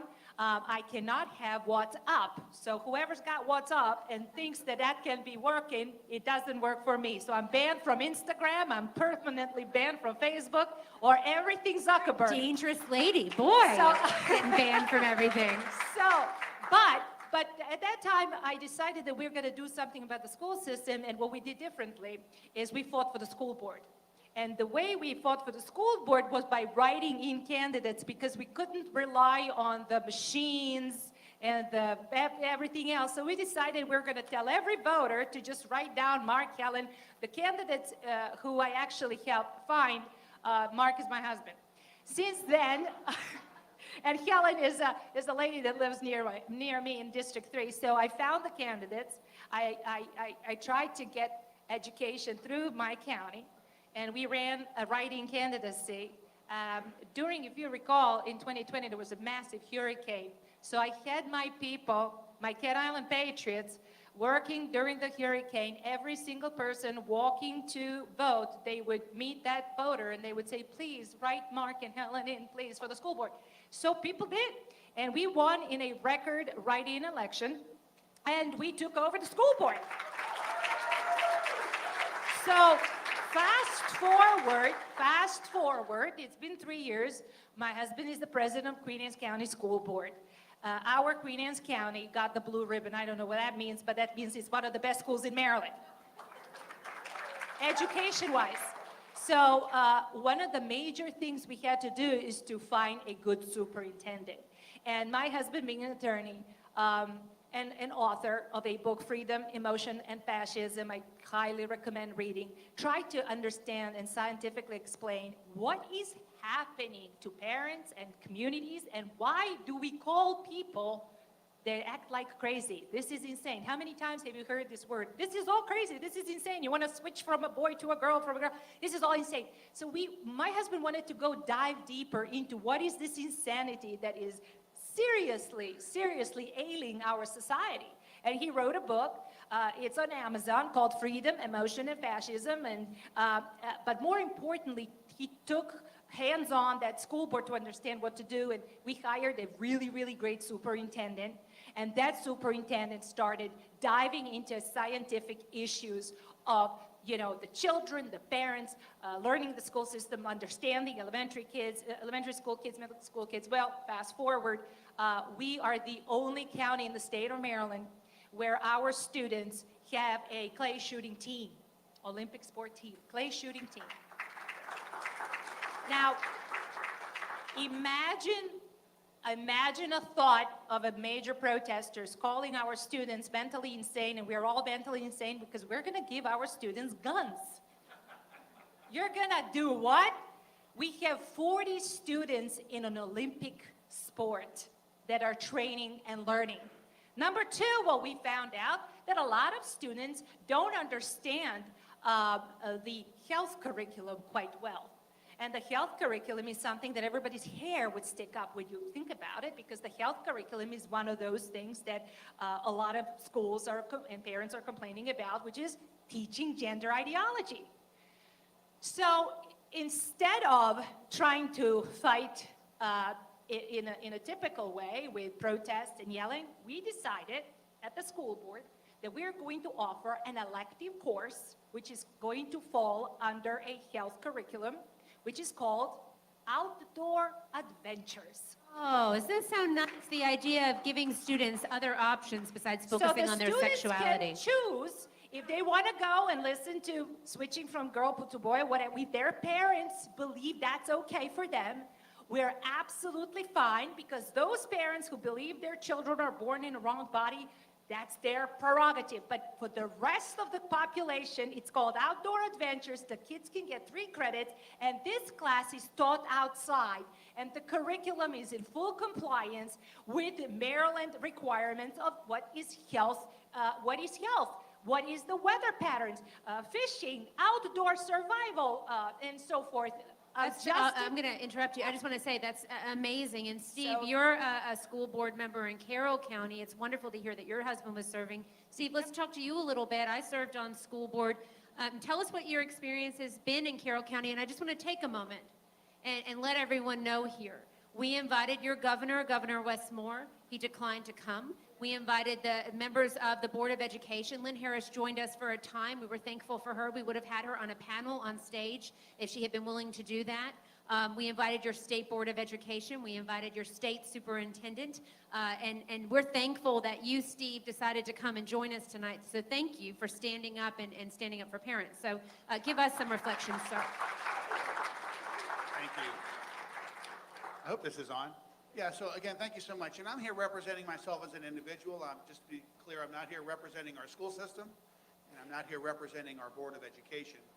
But I am so thankful to be an elected official in our county, because a lot of the things that you're experiencing here in Montgomery, we're not experiencing in Carroll County. Steve, hold the microphone a little closer to your mouth. So we're not experiencing those things in Carroll County like you are here. And that is because where I am from in Carroll County, we really value parent involvement. We really do. We really try to ensure that parents have a seat at the table. I mean, the research is clear. Kids succeed when parents and teachers work together.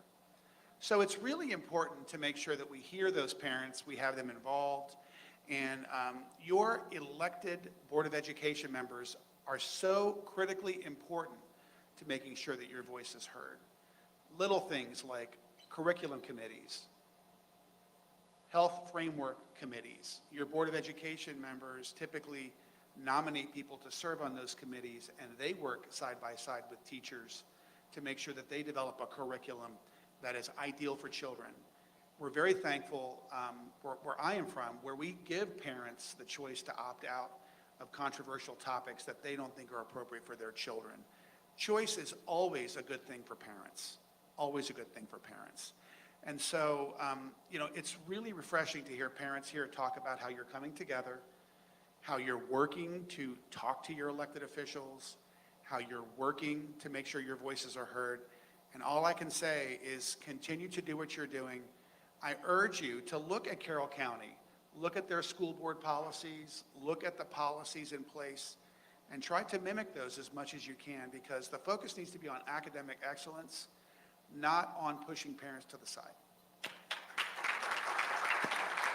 So, Bernie, I was told by our moms here that if I didn't have you on this panel, I was crazy, that you needed to be here tonight. So tell us, what are some reflections that you've had so far? Oh, can you hear me? Outstanding. Oh, that's what. You guys hear me in the back? Do I really need a microphone? Oh, okay. Boo-hoo. I want everybody in America to hear you. You will. So Kit called me about 3 weeks ago, and she said, Bernie, I need you in Montgomery County at this Moms for Liberty event. And I said, well, I'll be there. Done deal. Don't even worry about it. So thanks for having me. Second, did you guys know that Moms for Liberty of Howard County had an event somewhat similar to this last night at the Howard County Library? And some people showed up that weren't part of Moms for Liberty. And the leadership of Moms for Liberty that are right here tonight, Lisa Garrity, Tootie Adler, Trent Kittleman, Gail Bates, they ran a great meeting. There were police there, but there was no ruckus. And everybody was relatively civil. So I thank you guys for that. But the bottom line is we have to protect our children. Now, my perspective as a retired military officer and a retired civil servant is that when you put government and private industry together and they oppose the people, that's fascism.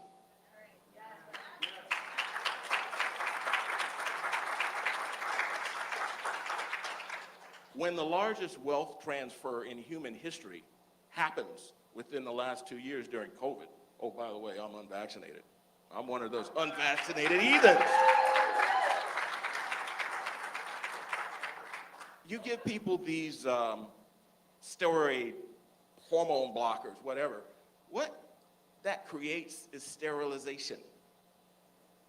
It kills people. And you won't be able to have kids if you have no genitals. So I got a real problem with that. I got a granddaughter that I love greatly, and I walked away from congressman money to do what I'm doing now, which is raise the ruckus. And I think you guys should do the same.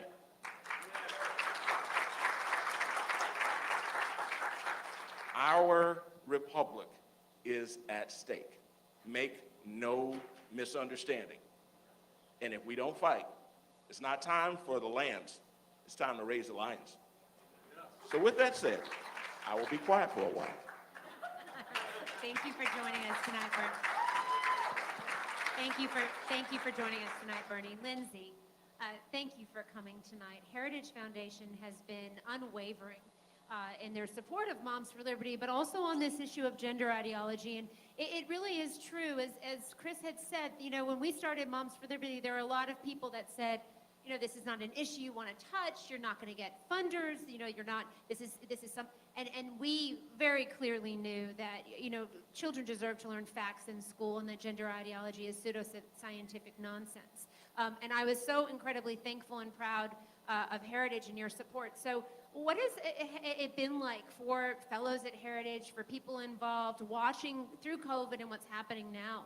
Well, thank you, Tiffany, for that. And congratulations to you and to Moms for Liberty for all of your amazing success. It is born of the courage that you've demonstrated here and for so many of the past few years across the country. It's really just been an inspiration.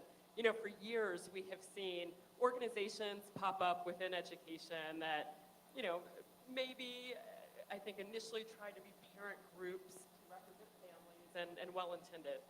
This is the first time we have truly seen that successfully implemented at scale, where you have thousands and thousands of moms and dads and grandparents who are engaged on these issues that, as many people have pointed out before, were not even on anybody's radar pre-COVID. That event, I think, everyone within the policy community, thank you. An amount of courage, I think, hopefully, that has mimicked what Moms for Liberty has done as well. It's okay, it's just the CCP or whoever trying to. So. Maybe.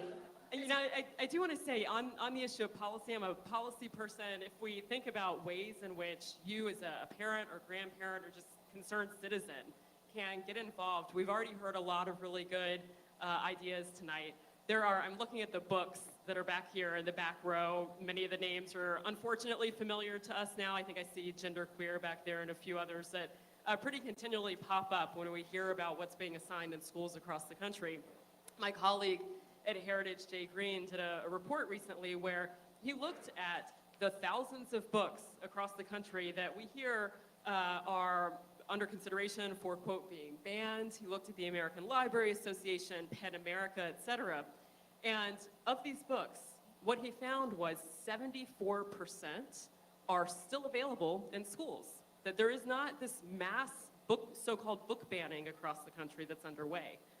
Of that proportion that aren't found readily in public schools, they are pornographic, they are sexually explicit, they do not belong in public schools or any school, quite frankly, across the country. But that is not to say that these books are banned. In fact, if you walk 30 feet back that way, you can actually physically pick up one of those books. They are clearly not banned. Tiffany could take one home tonight and read it to one of your 4 children. Not gonna happen, but yeah, I could do it. Not that you would. So these books are not banned. You can access them online, on Amazon. And in fact, the claims that these books are banned, typically when we see this issue pop up, it is a matter of book curation for age appropriateness. That these books have been reclassified within a school from maybe elementary school age to high school age. Not that that necessarily makes it appropriate either, but typically what we see is that they have been reviewed for whether or not there's age-appropriate content in them, which is important, and it is, I think, an absolutely critical role for a family to play. One thing, if you're engaging with your school board and talking to them about this, an easy way for a school to maybe take a first stab at book curation for age appropriateness is to actually look at the books that have the HQ classification. This is the Library of Congress classification for books that fall under marriage and women's issues, and I forget, you probably know the third one, but it's 3 parts. And so that is typically where the bulk of these, quite frankly, pornographic books are found. So if you start with a review of the books that fall under that HQ classification, that's a really good place to start. That's great advice. Thank you, Lindsay, very much. So Meg, Black Lives Matter, as one of their tenets, had the destruction of the nuclear family. Why? Why do so many, what is the war on family in America? Where is that coming from, and what steps can we take to stop it? I think the war on family is always the war that we fight, right? Because the family is something that governments can't control. That love bond between parents and children is something that cannot be broken. People try to break it, but it really cannot be broken. So I'm coming to you from Fairfax County, Virginia, where my school board watches your school board, and they do everything that you do here in Montgomery County just a couple of weeks later.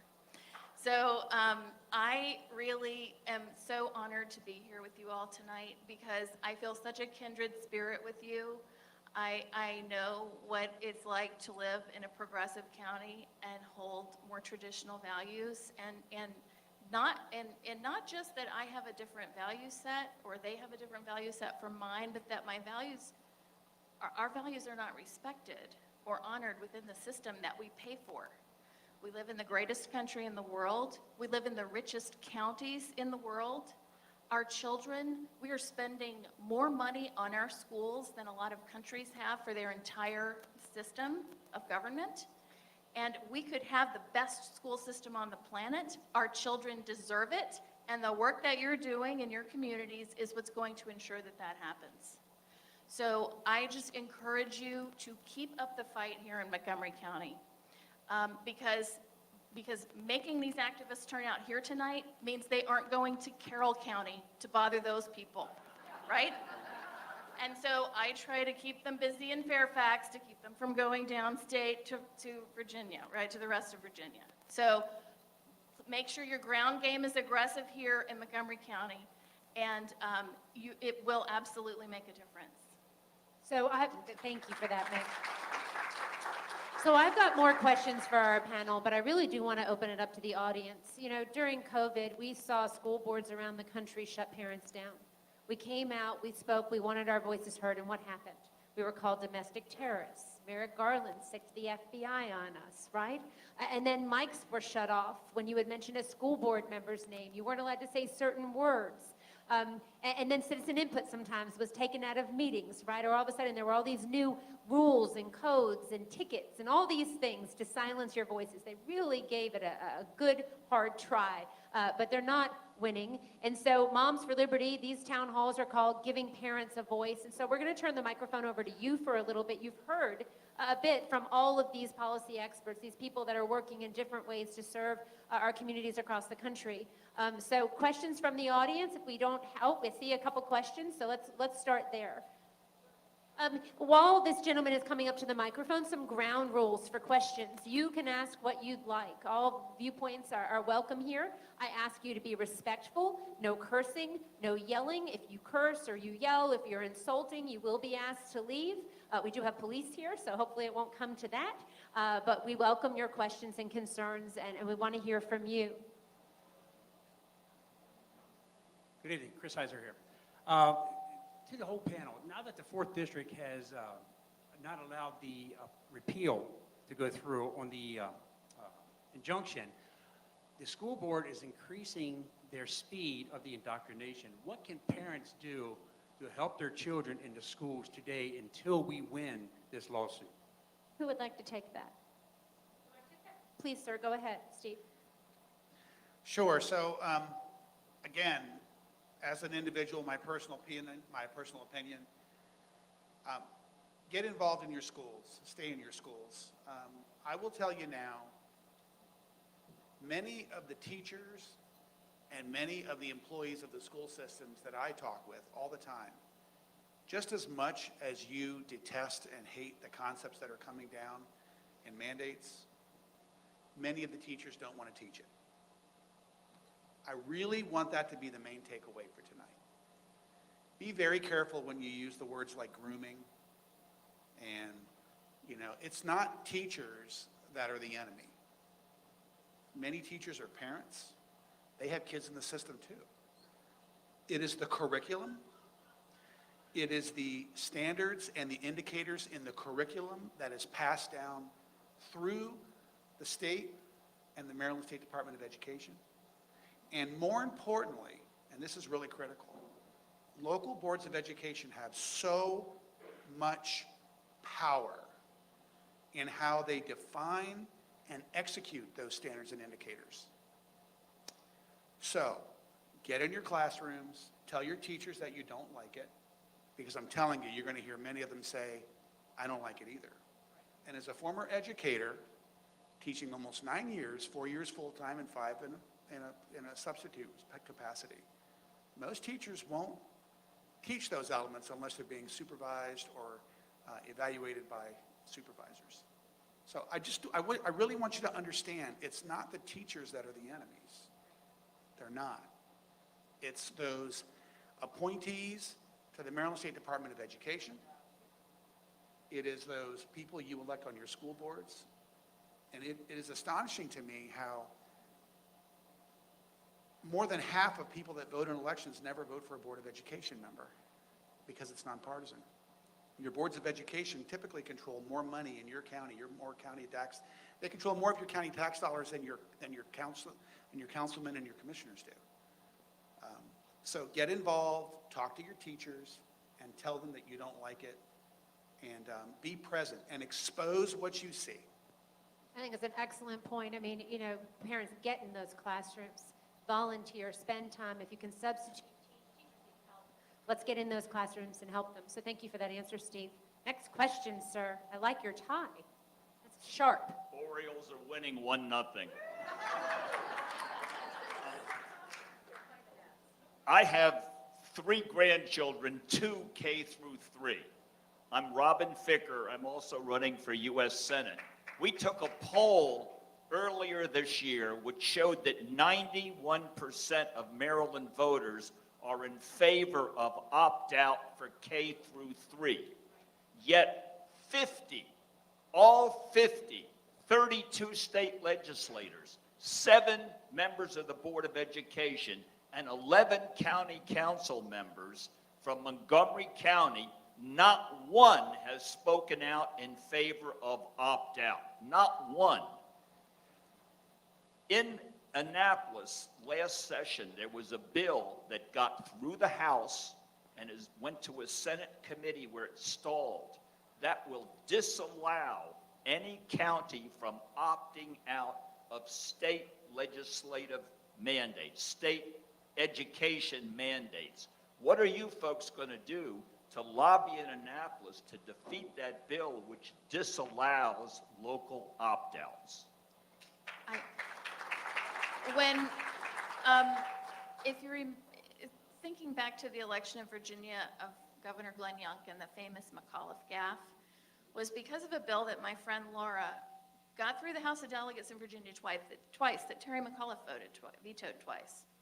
And we would put our kids on the bus in the morning, and we would drive to Richmond, and we would testify, and we would talk about it, and then we would come home and get our kids off the bus. There are moms in this room that will do the exact same thing to lobby the State House to get this kind of thing done.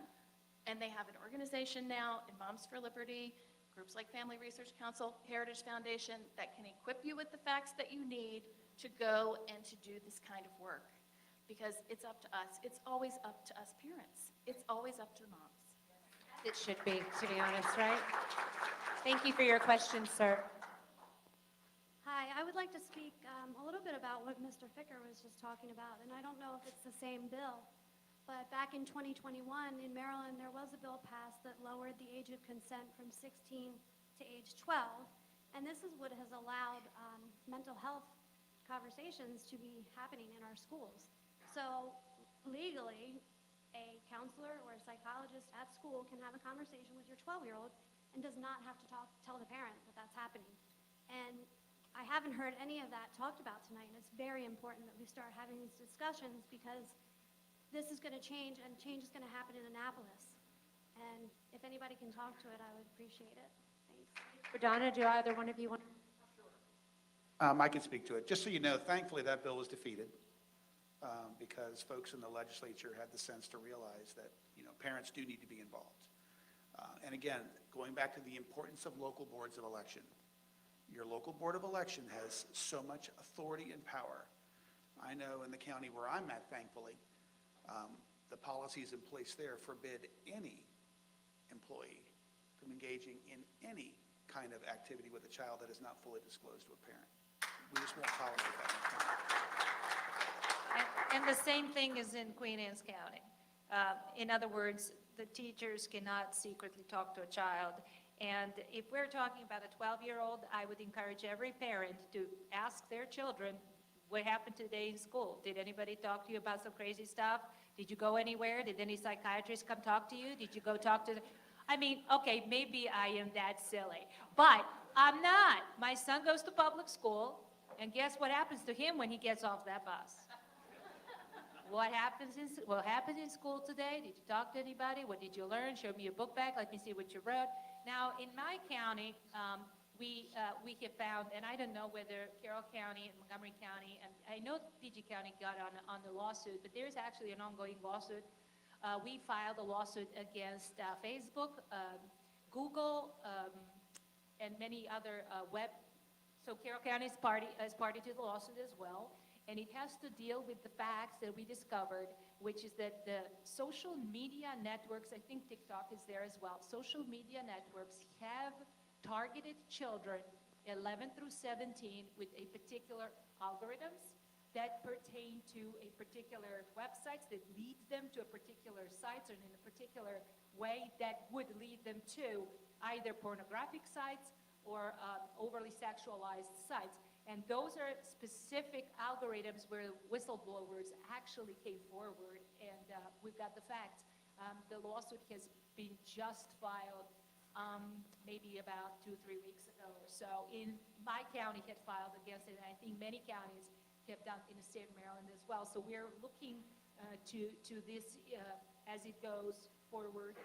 But you have to also ask your children what's going on. You can't just defer and don't bother them. It pertains to them. It's about their life. And maybe certain things you don't want to talk about, but they need to grow up fast. In the world we live in, they need to be aware of a lot of really crazy things, and you need to talk to them.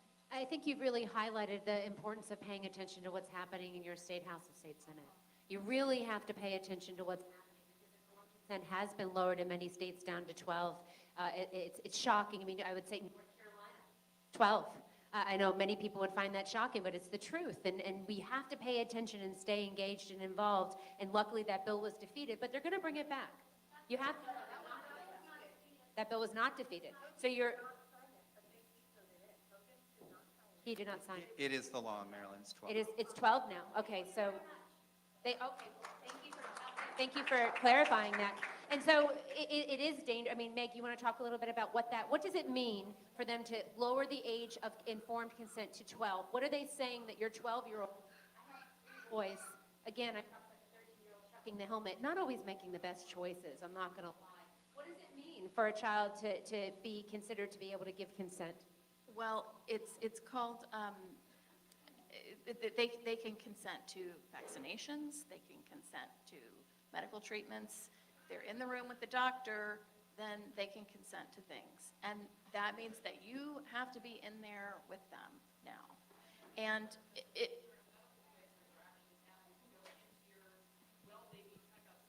they tell you to leave. Right. So that means you really have to up your game and talk to your provider and be really comfortable with your medical providers and whether or not you really want to receive your services from those places. And it's really hard in this area too to be on top of what's going on in the State House, because our news is overwhelmed by the national news, because you're getting the Washington Post at your house just like I am. That's a local paper. And it's all about what's going on nationally. Maybe we're not getting that, but you know what I'm saying. So it takes a little extra work to stay informed about what's going on in the State House, and it's worth subscribing to the local Annapolis paper to do that. Like, get it in your inbox so you know what's happening. For parents that are looking to stay involved and informed about what's happening at the state level, do you have some advice for them? Yeah, I mean, if you go and just look at the bills that come forward, some of them will be pre-filed as well, so you can look ahead of time and get a sense of what's going on, and just look for the ones that are tagged with education codes. Those are the ones that are most likely to affect you. So I would, and I know Moms for Liberty has committees that are looking at this, other organizations looking at this. I think parents just need to do the effort of just going on the internet and figuring out what's going on. Yeah, so Moms for Liberty, we'll have the question in 1 second. Moms for Liberty, when we have chapters in the state, the chapters will come together and have legislative liaisons that will come out of each chapter and work together on a legislative committee. Marie Rogerson is here. She helps to facilitate that with our chapters, and the chapters are very involved and informed about the laws that are being proposed, right? And then also bringing policy ideas. Heritage, Family Research Council, others are bringing great policies. Heritage supported the Given Name Act that was written by a friend, Max Eden, who's on our advisory board. And the Given Name Act says that before a school that the school needs to call the child the name on the birth certificate. And they can't call the child by a different name unless the parents give explicit permission to make that happen. And it's a very simple policy and law that you can have passed in your state. And so, getting involved with your Moms for Liberty chapter, I know I'm a salesperson for it because I love it so much, but truly, for a long time, parents have been in the dark. I'd love another, Lizzie, would you like to speak to that? I was just going to say, Tiffany, quickly on the Given Name Act in particular, because it is Max's brainchild. We operationalized it into a model bill, but we also turned it into model school board policy. So if you're in a state where you can't get that moved forward within your legislature, this is something that school boards can do as well, to say you cannot change a child's name or pronoun absent written parental consent. It's simple, it's elegant, and it stops that social transition process that we heard earlier. Where can people go to see some of the model policy and resolutions that you guys have? So if you go to heritage.org, and we actually have an education freedom report card that covers all kinds of education policy issues that we've addressed today. Thank you. You'll see all the model legislation there, as well as the model school board policy. Wonderful, thank you. I would like for a clarification, because I belong to Moms for Liberty Franklin County chapter in Pennsylvania, and seeing some of the protesters' reaction and seeing things on Reddit that are unbelievable, and the Southern Poverty Law Center, which used to be a respected organization, but now sadly has become itself rather a hate-generating organization. What you are recommending isn't that people can't have these beliefs, that they can't try to persuade others about their beliefs. What you are saying, and I just would ask for this clarification, you don't want anyone's ideology imposed in public schools, government schools, which are constitutionally, they're not allowed to do that. And we're starting to realize very clearly now that the LGBTQ+ is not a community, it's an ideology. Queer theory, critical social justice. And I also want to ask, do you recognize that equity and the DEI is certainly a part of that ideology, The Biden administration has put forth so many executive orders forcing our schools or tying funding to these things, which I have to give, some grace to the schools when they look at, well, wait, we want this funding, and then there's mandates as well. So just that awareness and asking for your clarification, you just don't want anyone's ideology to be pushed in Every school. parent has the fundamental right to direct the upbringing of their children. It doesn't mean that we have to agree with everything that the parent does or says, and we have to have full agreement with each other in how we're raising our kids. It's respect for each other and how we choose to raise our children. So thank you for that clarification. I think it's wonderful. I was speaking to a reporter the other day from the Wall Street Journal. He said $3.7 billion in grant funding coming out of the federal government. He stopped counting at 1,048 grants. He stopped at what grants that were under $1 million that had LGBTQ in the title of the grant. And so, they are dangling the carrot in front of schools in order to inject this ideology. So for parents that are saying, why is this happening? For Americans that are saying, how is this coming into our schools? How do we have 90% of parents and community members that are saying that we don't want this ideology forced on our children, and yet it seems like our voices and our votes don't matter? This is why.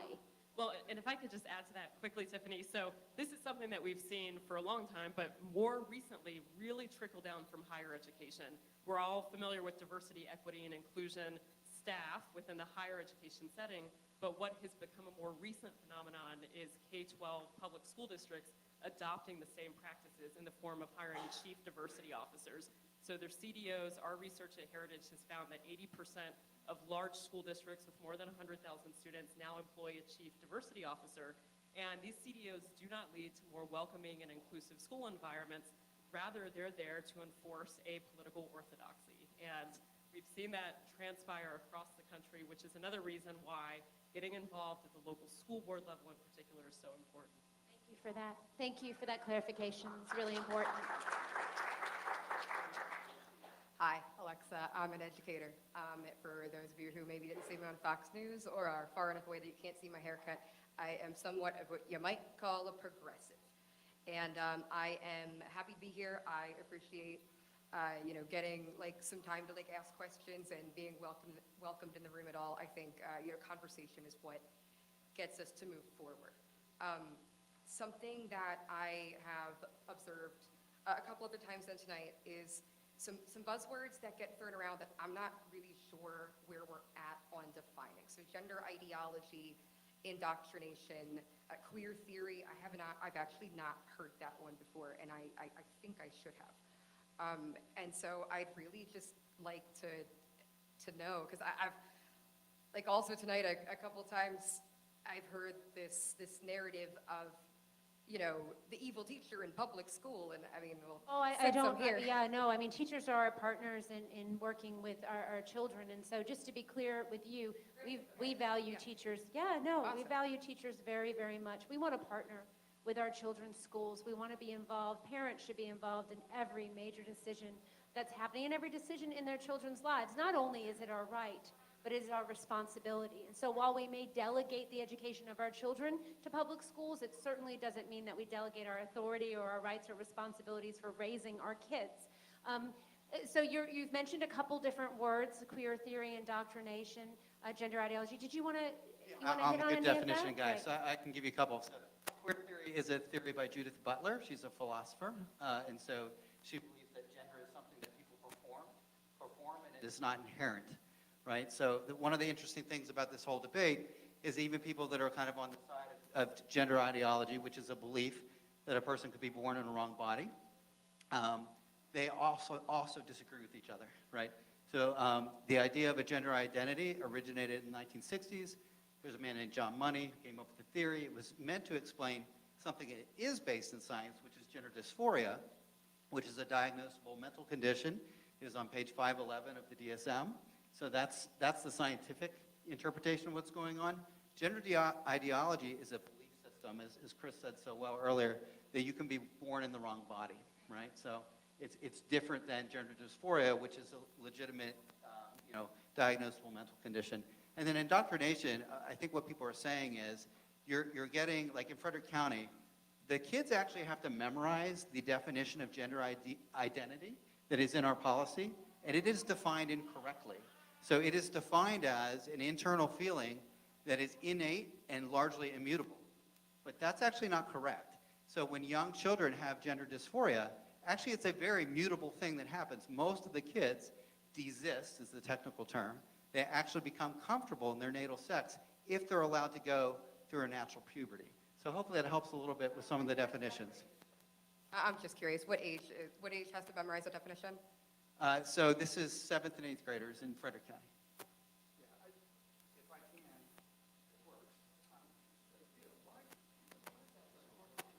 So Pass the microphone to again, Matt, sir. New game. a terrific question. And what I found as a teacher, and what I see talking to teachers, particularly young teachers, these are pretty complex things he was just talking about, right? So these critical queer theories, critical race theories, critical pedagogy theories, all of these critical theories, these are university level concepts in debate that are entirely appropriate at the university level. And the problem is that a lot of our teachers today don't realize that these university appropriate concepts are being pushed down into our K through 12 system, which is not appropriate. I mean, if it's hard for us to kind of wrap our heads around these concepts and these controversial, sometimes often political differences, why are we subjecting these concepts and issues to our children? And when we talk about indoctrination and grooming, these really terrible words that teachers take on as, you know, I'm not a groomer, I'm not an indoctrinator. They're talking about the curriculum.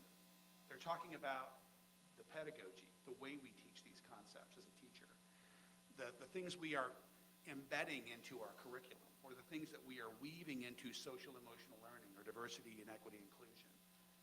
Teaching children that they're going to be bad because they're a certain color, or that children can be fluid in their gender. These are university level concepts and arguments, and they're just not appropriate for our K through 12 system. Thank you for your question, and thank you for coming tonight. Yeah, Bernie, go ahead. Ma'am, I have a question for you. Don't run away. If you believe in gender equity and inclusion, specifically equity, then what does equity, and you know, with the idea that students are equal, what does that have to do with reading, writing, and arithmetic? So equity, it is separate from reading, writing, and arithmetic. And Why are you teaching it? Hang on, I got the question. So my answer to that question is I am a Spanish teacher. So I don't really do the reading, well, I guess you reading, writing, student of Spanish. But as far as our core subjects, the core teachers, Spanish teachers don't get to sit at that table at lunch. But equity. So equity, I would say, is the fair treatment of every student, no matter their background. So it's not necessarily equality. We'll say equality is not fair if everybody gets the same set of steps to walk up. That's not fair to wheelchair users, you know? So equity would be also having a ramp. Okay. I have a question since she... It is absolutely separate from reading, writing, and math, and I don't think those two intersect or I think become that your boundaries point, to yeah, one I think another. your point regarding that, you know, wheelchair access and access for people who have special needs in that way, and even in our schools with accommodations that we make for students that are struggling does exist and has through ADA. Yeah, and it's important, and you're absolutely right. But the idea that we would have different expectations for students, or that perhaps we would give them different levels of support, okay, maybe I misunderstood you. The idea that we would have different levels of expectation for any student in any classroom that has anything to do with their gender, with their biological sex, or their skin color, it's just not something that we believe as people. And so we want all children, we want to unfold the full potential of every child. And we want to ensure that they get what they need in school in order to be successful and to have that happen. So I thank you very much for your question tonight. I thank you for coming, and we're going to move on to the next question. Thank you very much. Hi, so my name is Brenda Diaz. I was a former teacher in Montgomery County Public Schools. I taught social studies. I also was a union rep in the building for many years when I worked in Montgomery County. I left Montgomery County Public Schools and I started my own homeschool program for teachers, for students and parents here in the county, Farm and Forest program. And the reason why I'm here today is because I want, first and foremost, is to encourage families to homeschool their children. But beyond that, I know I have many friends who are still teaching in Montgomery County who hide behind the computer and post online, complain amongst each other. MCEA, which is the teachers union here in Montgomery County, has basically supports MCPS. They work together along with the county council to promote many of these ideas. How do we get these teachers? How do we encourage teachers to be brave and to be courageous, to stand up for education, true education, to stand up for their students, to stand up for their families, to go and talk actively with central office. I mean, these teachers, the ones who are remaining, because many have left, because they do not support what's happening in MCPS, how do we get the ones who are remaining to publicly stand up? I think what you bring up is such an interesting point, and I think that, you hear talking points from the union saying, oh, we have a teacher shortage, teachers aren't leaving because of concerned parents. And so you bring up a really excellent point, I think, of entryism that we're seeing in our schools, where they really want the teachers who aren't agreeing with the ideology to be pushed out. That's been our experience. I think you raise an excellent point. We need to help teachers to be brave. I have personally seen, I remember watching a teacher speak at a school board meeting, and she was speaking against some of the different ideologies, and when she was walking back to her seat, one of the union members wearing a red t-shirt literally went like this across her neck as the teacher walked back, and I was just absolutely shocked at that. So we have a couple more questions, just quickly. Any advice for teachers? And thank you for speaking out. We appreciate you. Any advice from yeah, Steve, you want to quickly? Yeah, so, we have safe schools training every year, counties, and teachers go through training during workup sessions. If you see something that's kind of controversial or, why are we doing this, bring it up with your lead teachers, your principals, and bring it up with your school board. Because again, I've said it many times, your local Board of Education has so much power to get rid of this stuff. Your Board of Education is critically important for that. Absolutely. So we're going to take one more question, and then we'll have some closing remarks. I know I said I promise I'd get you out of here by about 9:10. I know I've had you sitting for a while. So one more question, sir. Thank you. My name is Rich Collins, and Brenda Diaz just took my thunder and sat down with it. Let's all applaud Brenda. I grew up in Montgomery County. I want to know who in this room is a product of Montgomery County Public Schools. We got along just fine, didn't we? We didn't need all that stuff that's coming out here. So, I went up to Carroll County, where I met Kit Hart, who was one of the most courageous women that I've ever met. She's wonderful. I also became friends with Steve Whistler. So now I'm going to ask the question that was alluded to. What is it that's keeping our teachers from speaking out, to speak their mind when they know what's right? Is that something the unions? What can be done about the unions? Wouldn't it be great if there was an alternative to the NEA and the American Federation of Teachers? And that's all I have to say.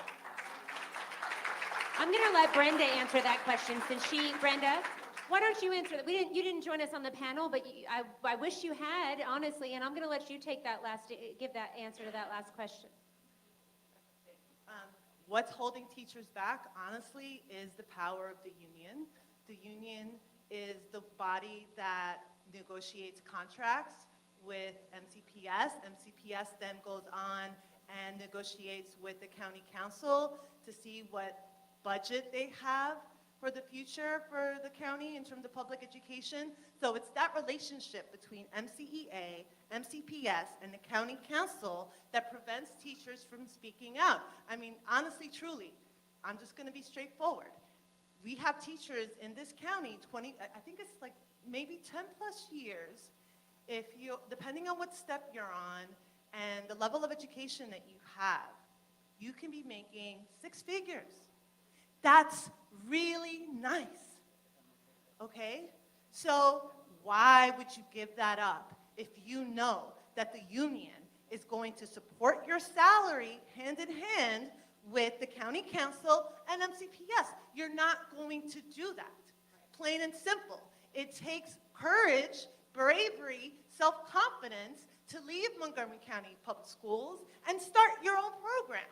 So I'll say, it's not going to get any easier to stand. If there are teachers watching right now, the time to stand is now. It will not get easier. And so reach out to Brenda if you're in Montgomery County. Reach out to Lindsay Smith. If you're a teacher and you want support and help, if you want to build community and network. I see we have more questions. My advice to all of you, come out to these town halls. Moms for Liberty chapters are holding town halls. You know, Tina and I came in with Maria and our team. We wanted to help highlight Montgomery County. But your chapters are going to do a lot of work in your county to have your voices heard, and to give space for questions and conversation. And that's what we need in America right now. We need to have more conversations. So thank you all for joining us tonight. The panel is going to be here as we walk out. If you have additional questions I ask, please speak to the panel members. Come to me. I'm happy to answer questions and speak with you. A couple closing notes. If you go to momsforliberty.org and you click on resources, you're going to see two really amazing resources. One is a parent pledge. This pledge says that candidates and elected officials can take. I hope everyone here who's elected, or if you're running, please sign it. Give it to Lindsay Smith in Montgomery County or your chapter chair. We'll put it on the website.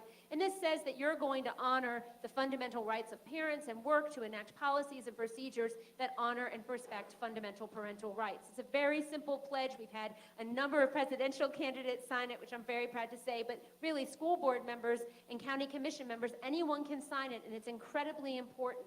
Get people on the record on these issues. There's also a school board resolution that we wrote with Parental Rights Foundation, and that's a resolution recognizing fundamental rights in your county. It's very, very important. You can pass this. As Lindsay said, don't wait. If you're in a state, Maryland, for example, or in another state where you say, gosh, we're not going to get anything passed at the state level, what can we do? Start passing policies in your county and then holding those elected officials accountable and the superintendents accountable for creating procedures that are in line with those policies to protect your children. The last thing that I'll say, run for school board. Honestly, run for school board. As Steve has said many times, your school board has tremendous power in your community, and they're making decisions that are affecting your family in a very real way every day. Moms for Liberty, we're a C4, we have a C3, the Moms for Liberty Foundation. We've also just launched a PAC. If you want to learn more about that, you can go to momsforlibertypac.com. That's momsforlibertypac.com, and we're fundraising now to be able to support school board candidates around the country. The left, honestly, I don't know what to say. They're going to throw a lot of money at this. There's a new pledge. They say $10 million for library trustees and school board members that they're going to support around the country. They want this ideology in schools, as has been stated tonight. They don't care what you think. And the way that we make change happen is by getting involved, running for school board. It's hard, but I promise you it's worth it. And you will see in time and investment that you make reap huge dividends in your community. So go to momsforlibertypac.com. You can donate there if you're able to do so. I promise you that your money will be well spent on liberty-minded candidates running for school board. Thank you to our policy panel tonight. And thank you to all of you for being such amazing audience members, for coming out and giving your time and attention to Moms for Liberty, and to all of the amazing guests that we've had. Let's protect our kids together.